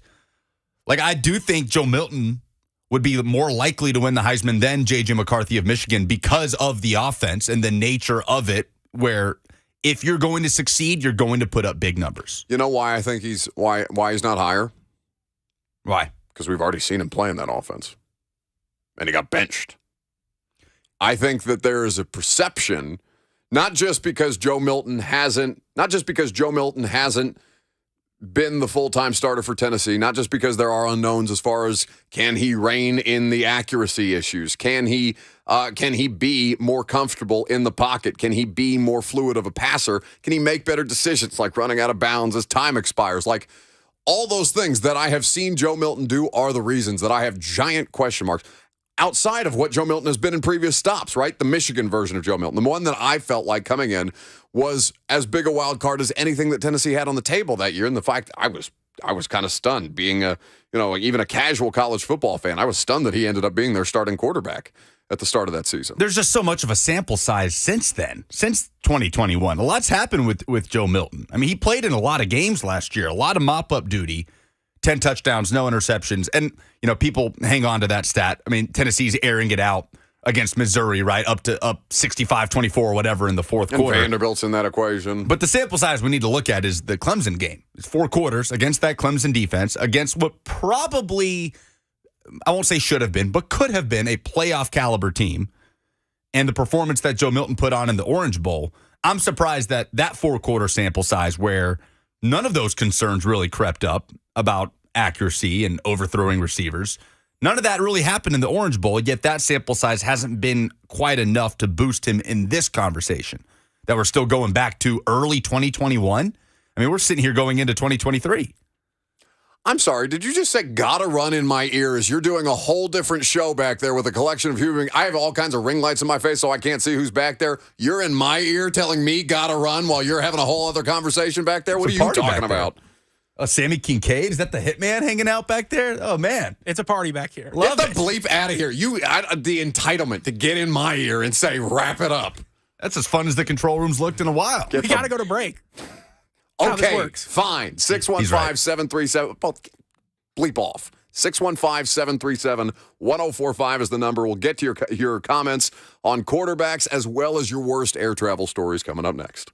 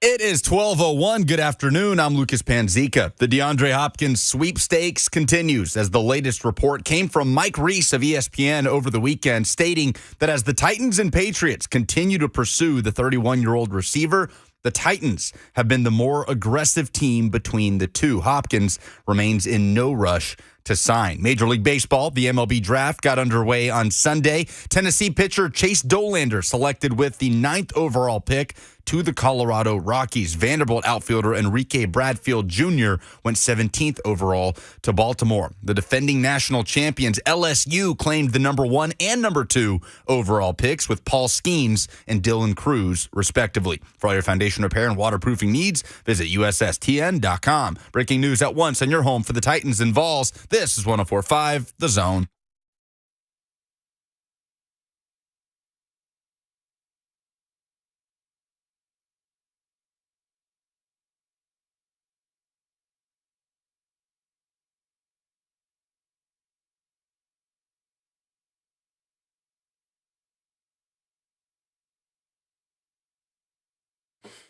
Final hour already? What happened today?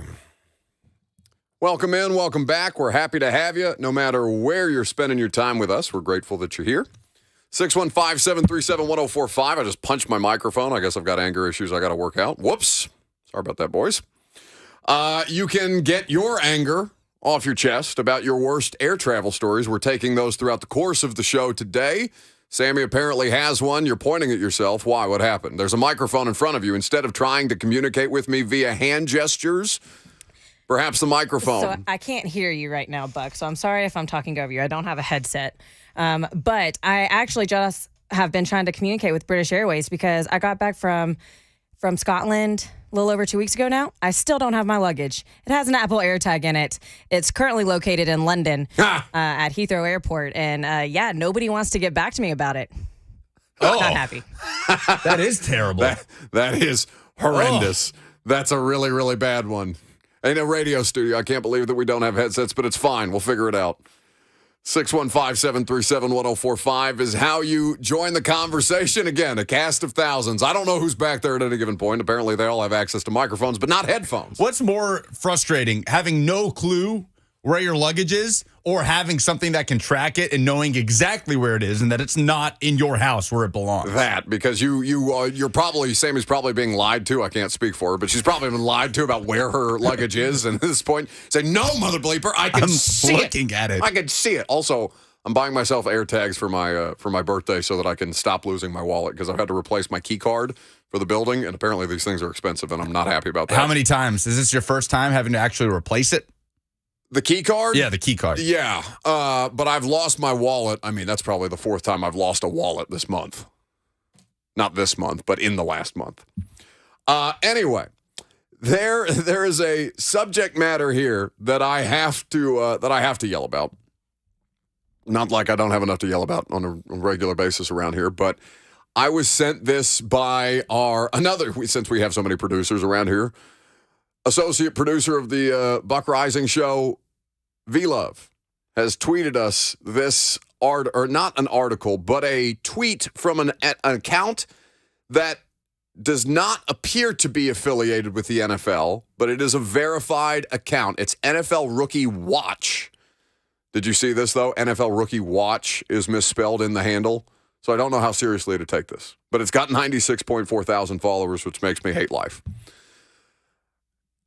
Andrew Luck will officially be eligible for the Hall of Fame, the NFL Hall of Fame, in 2024, is what the tweet reads. Luck's stats over his first 6 seasons in the NFL were mind-boggling. 171 passing touchdowns, 3rd all-time, through the first 6 seasons again, trailing only Marino and Mahomes. 23,671 passing yards, 4th all-time, trailing Manning, Marino, and Mahomes. 275.2 passing yards per game, trailing Stafford and Mahomes. One of the NFL's best quarterbacks before he retired. It's just the way that the tweet starts that irked me.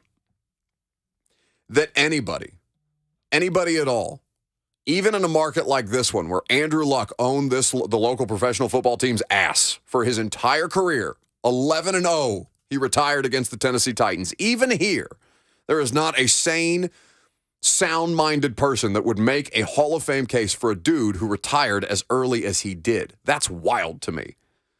6 seasons in the NFL that you would even invoke Andrew Luck's name in those discussions. When people like Bud Adams aren't in the Pro Football Hall of Fame. Because I had it cited to me that, Steve McNair's not even in the Hall of Fame. How dare somebody even bring up Andrew Luck?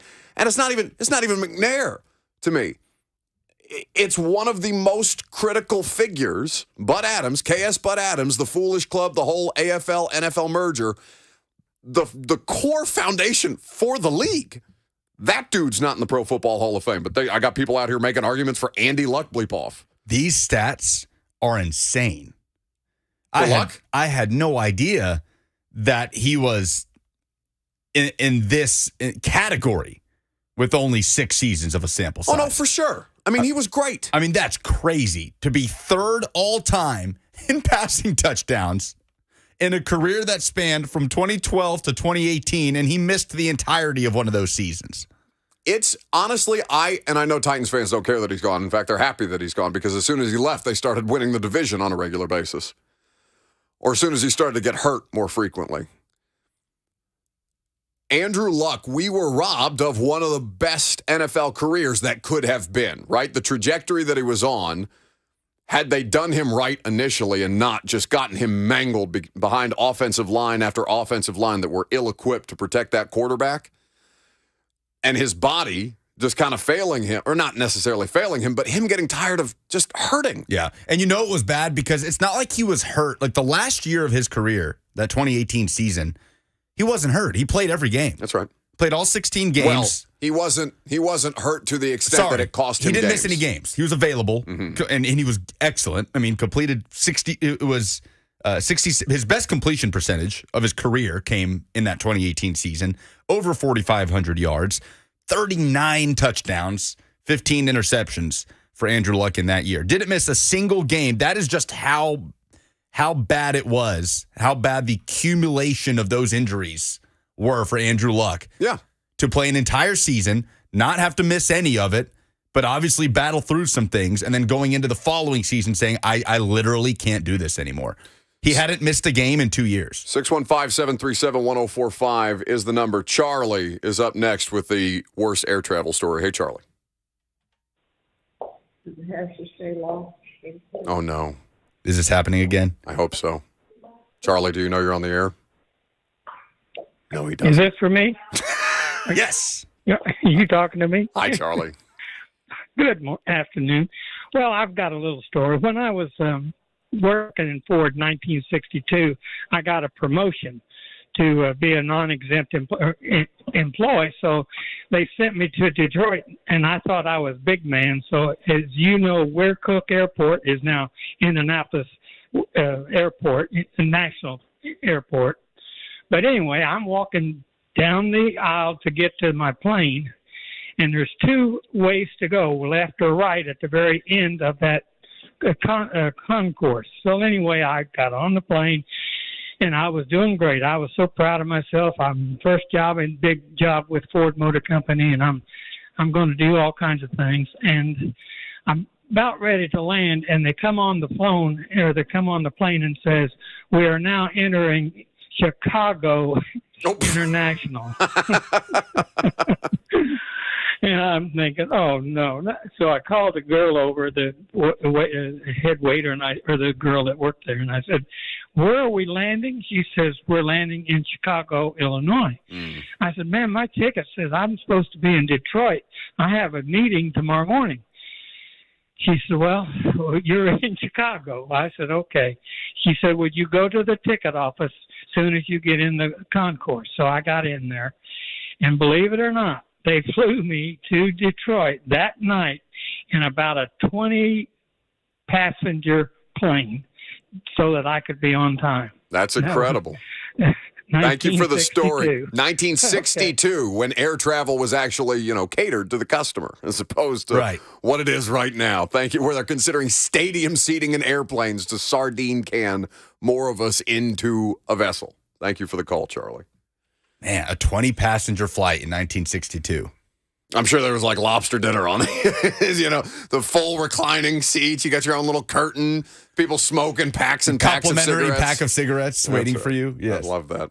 615-737-1045. Moral of the story is, if Bert was in here, I wouldn't be comfortable playing this game. What's HOF backwards?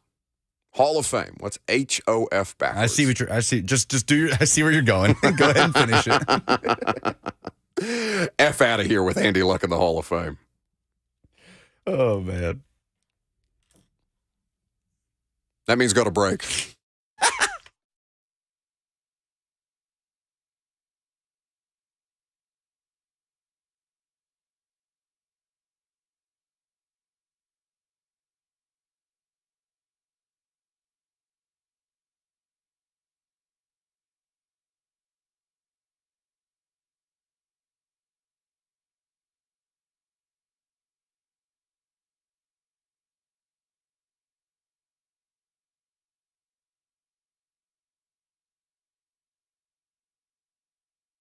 PhD weight loss has helped me, and they will help you. Almost 60 pounds, 54 pounds is what I was able to drop over the course of the 3-month process that I was working with PhD weight loss. They are the best in the business. There is no question. Ramon Foster has had even better results. Now, Ramon had a little bit more to lose than I did, but over 60 plus pounds is what Ramon was able to lose. The process is so simple. No dietary suppressants, no shots, or anything that is going to make you feel like you are doing some kind of fad diet. The process for PhD weight loss is simple. They're going to get you on the phone. They're going to work with you to understand what your daily habits are and what your work schedule is like. And they are going to construct a schedule and a dietary plan that makes the most sense for you as the individual. It is the best possible way to go about this. And PhD Weight Loss is so confident in the results that they are guaranteeing that they will continue to see progress from you over the course of your plan. And if you do not accomplish your weight loss goal within the set time that they amount for you, they will continue those follow-ups for free. That's the kind of quality that you can expect from PhD Weight Loss. To get your journey started today, go to myphdweightloss.com.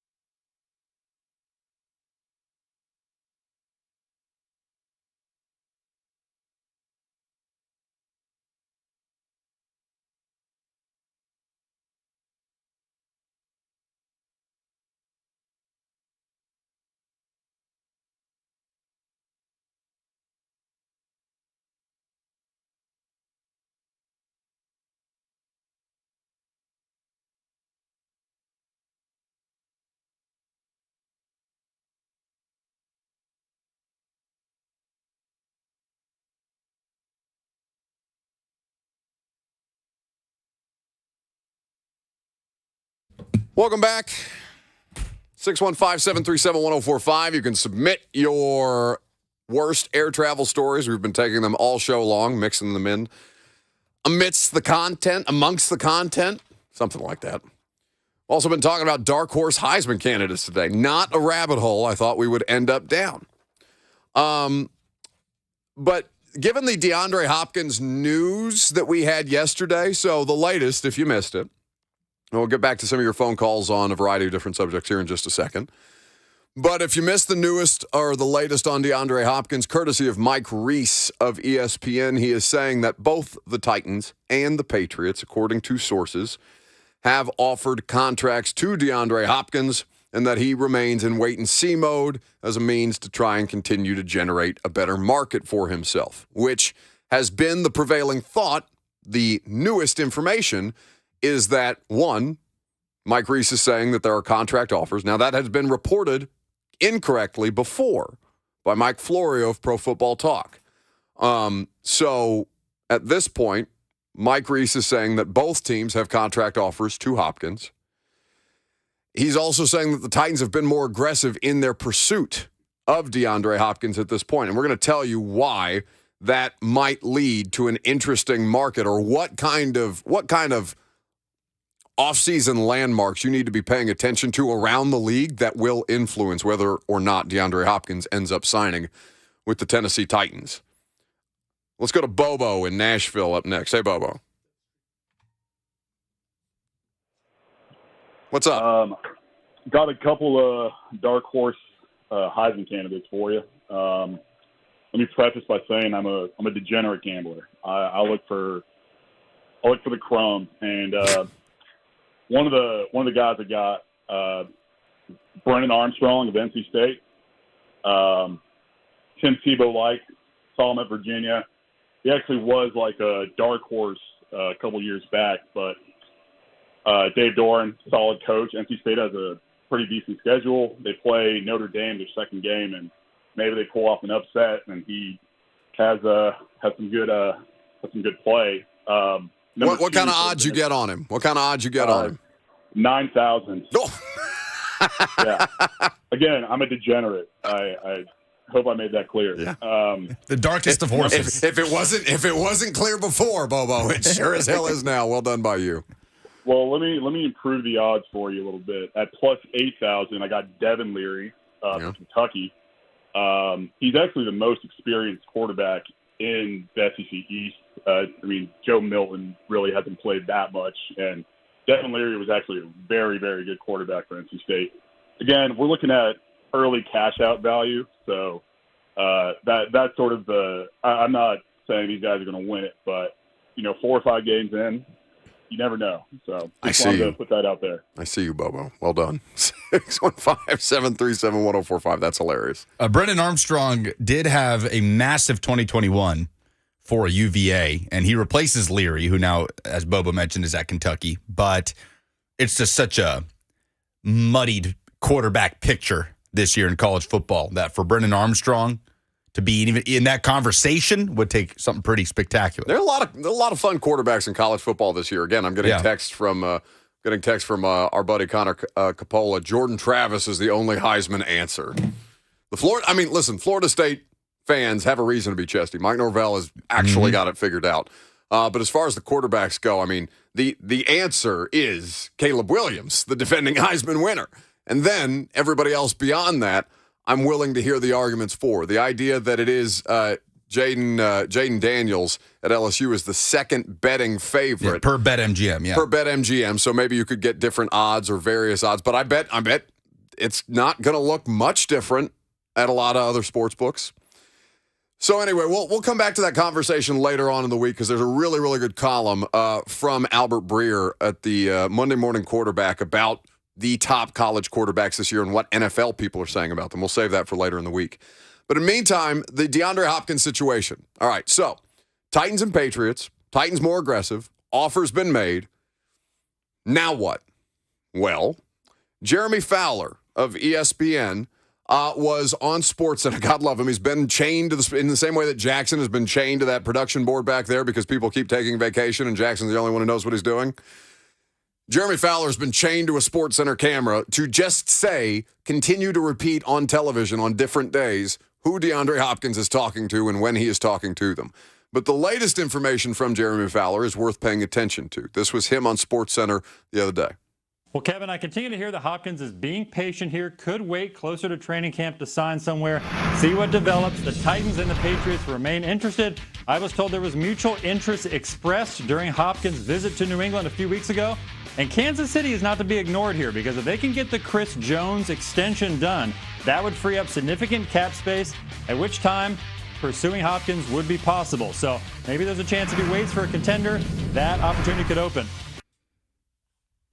Okay, so if Chris Jones gets his extension, they lower the cap hit, they free up cap space. Kansas City has under $500,000 in effective cap space right now. Like they are the worst, or they are the most cap-strapped team in 2023 as we look at things today. And Chris Jones currently has a cap hit of over $28 million for 2023. Yeah, it's a full-size interior defensive lineman contract that they're trying to bring the cap hit down. They have to bring the cap hit down anyway, but if they want to really make a Hopkins play, it's a necessity.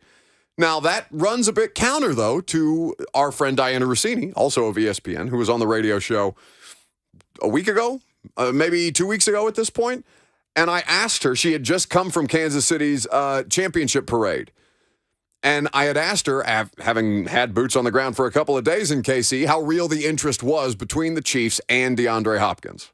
Yeah, I didn't get the sense when I was out there and having some conversations with their plans for the future that DeAndre Hopkins was a player that they were going to make a big investment in on, right? So obviously you look at their roster and of course they could use a type of player like him, despite the fact that Patrick Mahomes told me that, the receiver competition right now is so good. He feels so good about where they stand collectively that, I don't look, of course Patrick Mahomes would want DeAndre Hopkins to join, but they seem very comfortable and good with the roster that they have right now. But that being said, if DeAndre Hopkins' market changes and the contract he's looking for changes, then it's a different story, Buck, because I know the Buffalo Bills and Kansas City Chiefs would sign DeAndre Hopkins if he wanted $3-4 million a year. But he's looking for that Odell Beckham Jr. type money, and we'll just see if he'll be able to get it.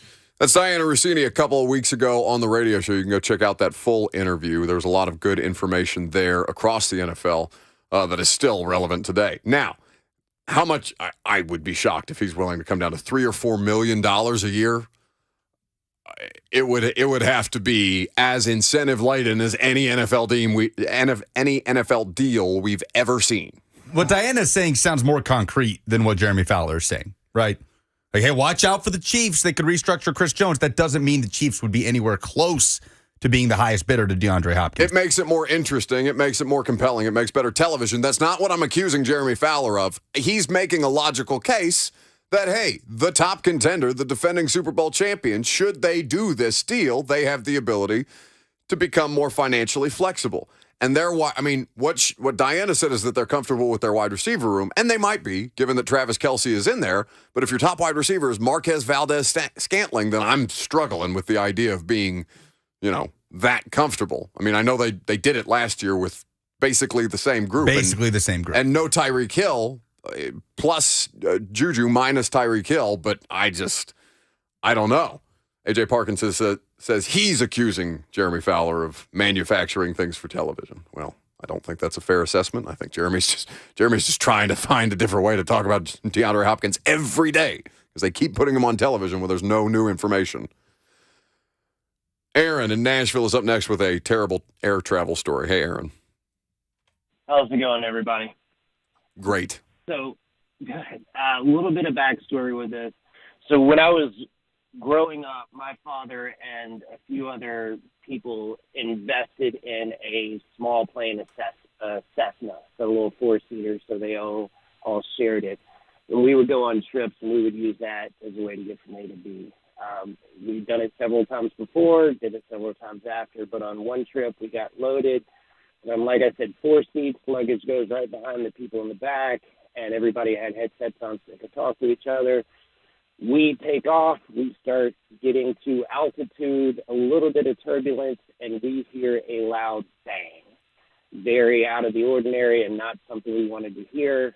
My father looked at us and immediately said, take your headsets off, and then went into a one-sided conversation where all we could hear was him saying things you don't want a pilot to hear: clear runway, request fire medical, return around, all that stuff. My mom, I will never forget her face, just holding my hand in tears, expressing, her love for me and all that stuff. It was bad.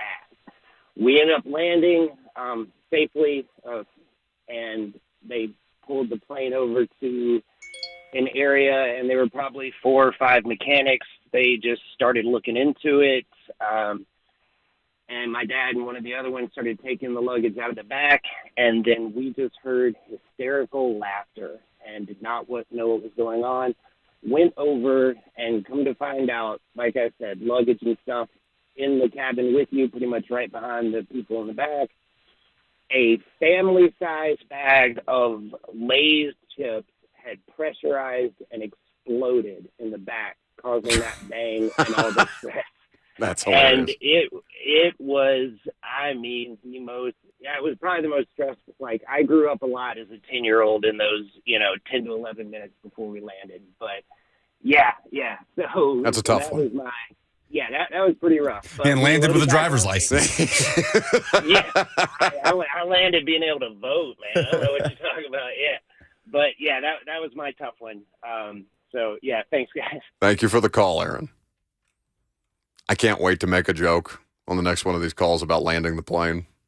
I'm literally just sitting here waiting for an opportunity to make a landing the plane joke if the caller is taking too long to tell the story. That was worth it. Yes, that was a good one. But I was close. The FBI, speaking of the Chiefs, has landed the plane on Chiefsaholic. What? This literally came out seconds ago. Ari God, no, not the. Ari Myrov has reported that the FBI has arrested Xavier Babudar, also known as Chiefsaholic, the Chiefs fan that you see wearing, a werewolf costume in the front row at Arrowhead, on charges of bank theft and transporting stolen property across state lines. He will appear in court this afternoon. Ladies and gentlemen, we got him.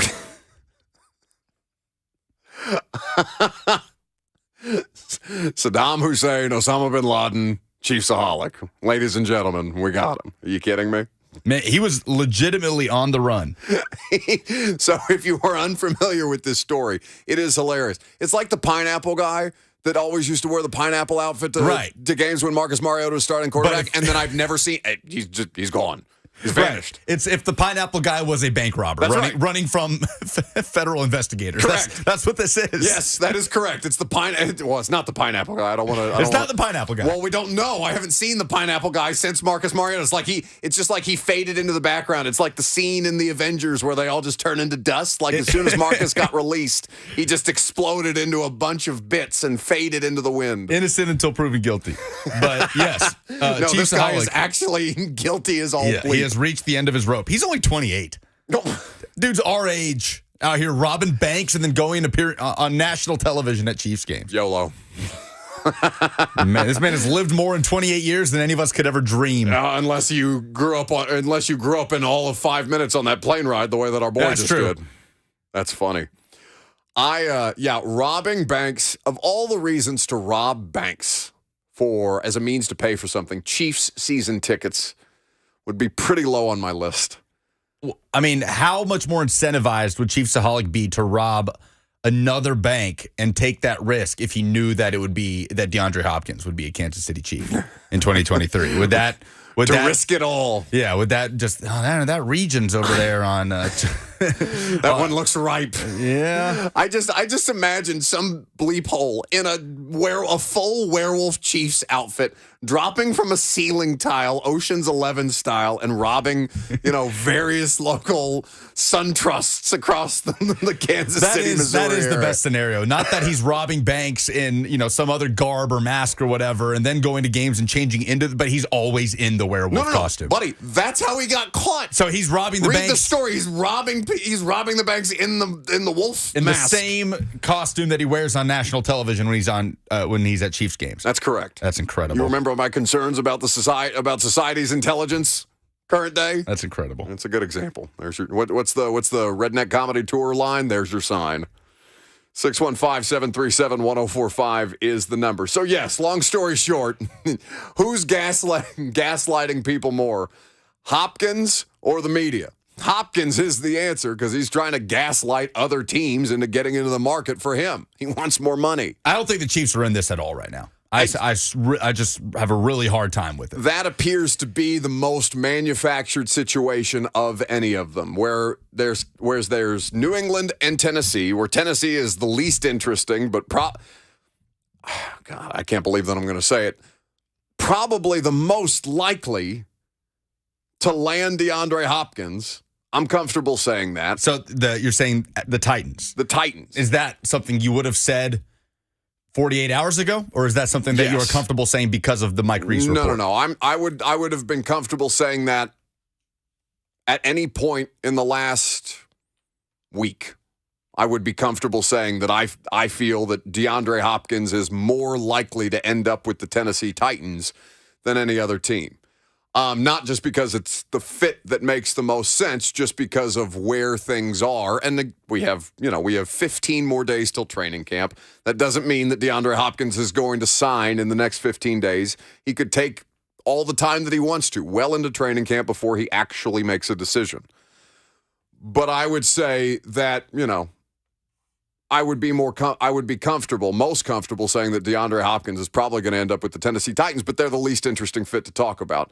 So then you go to the most interesting division in football, right, which is the AFC East, and talking about the Patriots, who are the one-time giant that's been knocked off their pedestal in the last 4 years without Tom Brady, trying to reclaim some semblance of greatness and cause problems for the Bills, Dolphins, and Jets at this point, who all look to be in better position, but, might have some flaws, might take the Jets a little longer to get off the ground, and certainly Bill Belichick is foaming at the mouth with the opportunity to make Aaron Rodgers' life a living hell behind an offensive line that's not great in New York, things like that. So Tennessee's the least interesting, but the most likely. New England is the team that's easier to talk about, but if you can get the Chiefs into the conversation just by nature of if X, then Y. Yeah, if they extend Chris Jones and lighten up his cap hit, just ignoring the fact that the whole narrative around Hopkins has been about highest bidder, and the Chiefs are never the highest bidder, ever. They don't have to be. No.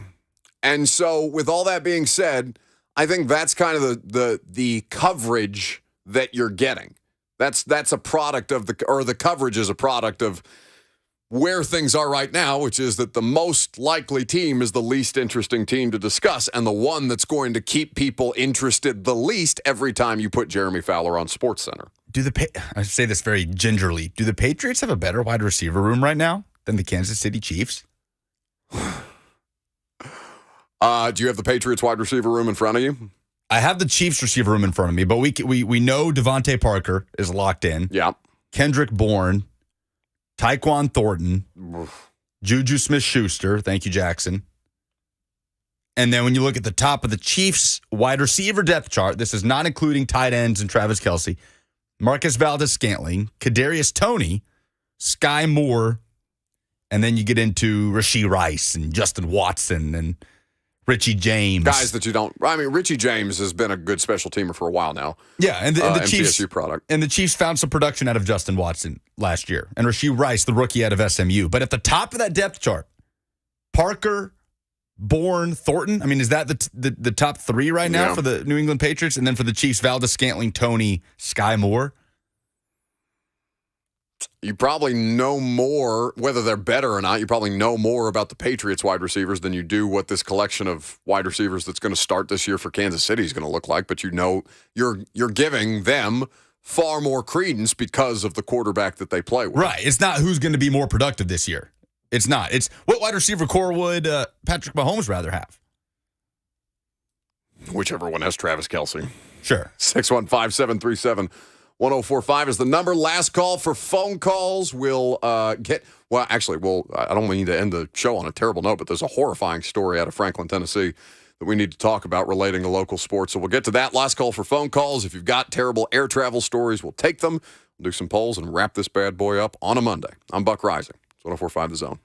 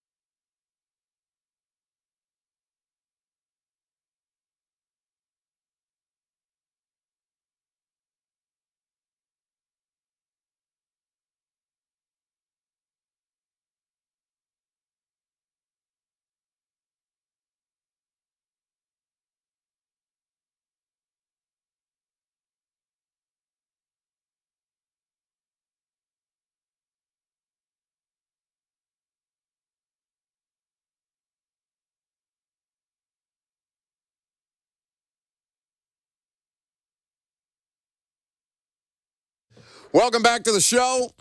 615-737-1045. Last call for phone calls. Paramore Monday. So what did we talk about doing on games, or excuse me, Monday radio shows after road games where you knew I was going to be in a bad mood and you're going to try and make it easier on everybody by playing, and was it ABBA? I feel like it was ABBA Mondays. Did we say ABBA Mondays? We did say ABBA Mondays after road Titans games, because you know that I'm going to come in here pissed off after a 5 a.m. flight for a 10 a.m. radio show. Well, that's not why we would do it. That's why we were doing it. It's just a good way to start. Why does everything have to come back down to like you and how you're feeling on that? I'm sorry, what's the name? What, your name? Yes. It's just a good way to start your week. That's all it is.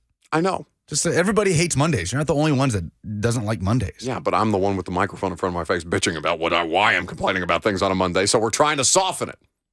These are tools. So yeah, Paramore Monday until, football season comes back and then we have to go back to ABBA. I like disco. I don't know why. I feel like ABBA is a band, or is it a band? Do I call it a band? Yeah, Do I it's a call it band. a group? It's a Swedish band. Either way, I feel like ABBA is something that a lot of dudes love, like disco music, a genre that a lot of dudes love but won't admit to. I'm completely comfortable in my love of ABBA. I am more concerned if you outwardly say you hate disco. It's one of those things that, like, you hear Staying Alive by the Bee Gees and you don't get moving, something's wrong with you. So there's no way for me to gracefully transition into a horrifying story coming out of Franklin, but it is in the world of sports, so I did feel the need to bring it up. This is courtesy of the Associated Press.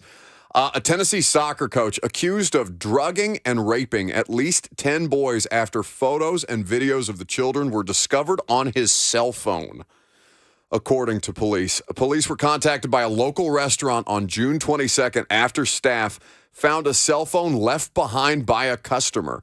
Workers looked through it to determine, can you imagine finding out the scale and scope of this story this way? Workers looked through it to try and determine the owner and found, unquote, unconscionable videos and pictures of children, according to a news release Sunday from the Franklin Police Department. And I'm going to butcher the name, but Camillo Campos was arrested the following day and charged with rape of a child and sexual exploitation of a minor. Detectives have since found hundreds of videos and pictures on the phone. And, there are more graphic details that I'm not necessarily comfortable with on FCC radio, but yeah, the story's out there and happening literally in our backyard in Franklin, Tennessee, from where we do the show here in downtown Nashville. So I thought worth mentioning the story at the very least. I don't think I'm going to set up callers for success after saying that, so probably best to not take calls at this point. MLB draft stuff from last night. Vols and Vandy having players taken in the first round. Chase Dolander going number 8? 9.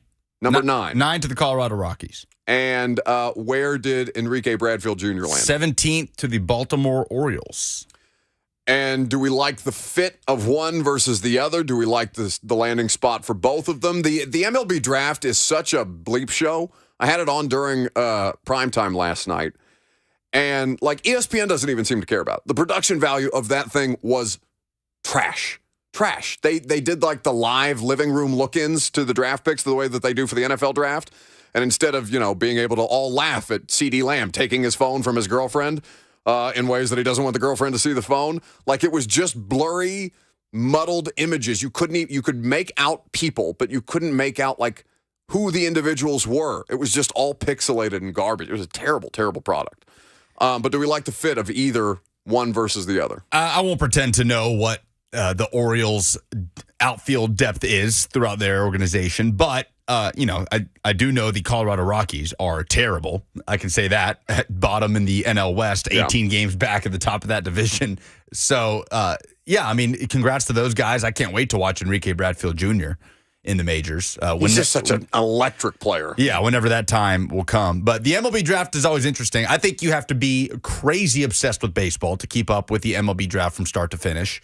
And it's always funny seeing, 18-year-old kids get drafted that look like they should be going to prom next week because most of them went to prom a few weeks ago. And it's this kid, just got his license. He throws 100. It's just insane. Throws 106. So... Well, it's like the hockey draft. I never feel older than when I watch the hockey draft. They look so young. So young. And a lot of those dudes don't even end up, like the idea that they're committed to play at Boston College next season and things like that. Like, I don't understand how that works. Yeah, and a lot of them so small, too. You see these 18-year-olds drafted in the NHL draft. They're like 5'10", 160, for they're such just a the brutal meanest, sport. most, toughest human beings you ever met in your life, and they're already missing 7 teeth.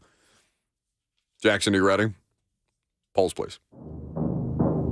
And now, the polls have to be updated. We've reached a crucial point in the show. It's time to update the polls. Take my hand and get to the chopper. Lucas Panzica will give us the final update. Why am I yelling? It's giving me a headache. But it's only a headache. It's not a tumor. Hasta la vista, baby. I'll be back. Why am I yelling?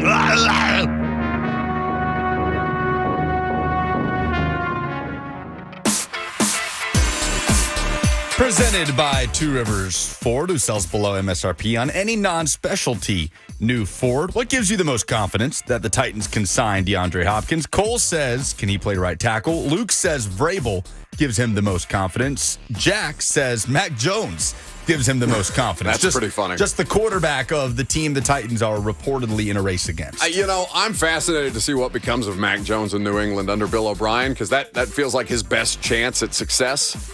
But I would say that the best pitch that the Titans have, the best chance that the Titans have, is the coaching staff here. I think that they present the best opportunity to say to DeAndre Hopkins, hey, if you're going to buy into anything, buy into us, and know that we're going to put you in positions to succeed. I was listening to the Athletic Football Show with Robert Mays. He had NFL writer JP Acosta on, and they just were doing the top 10 available free agents, best fits. And the reason they kept coming back to on why the Titans would not be a good fit was because of DeAndre Hopkins playing with a rookie quarterback. And I'm like screaming at the speaker in my car while I'm driving that he's not playing with a rookie quarterback, but it's just so interesting that there's this theme. I know Tannehill just has the 1 year left on his deal, but they were talking about it as if it was Mac Jones versus Will Levis.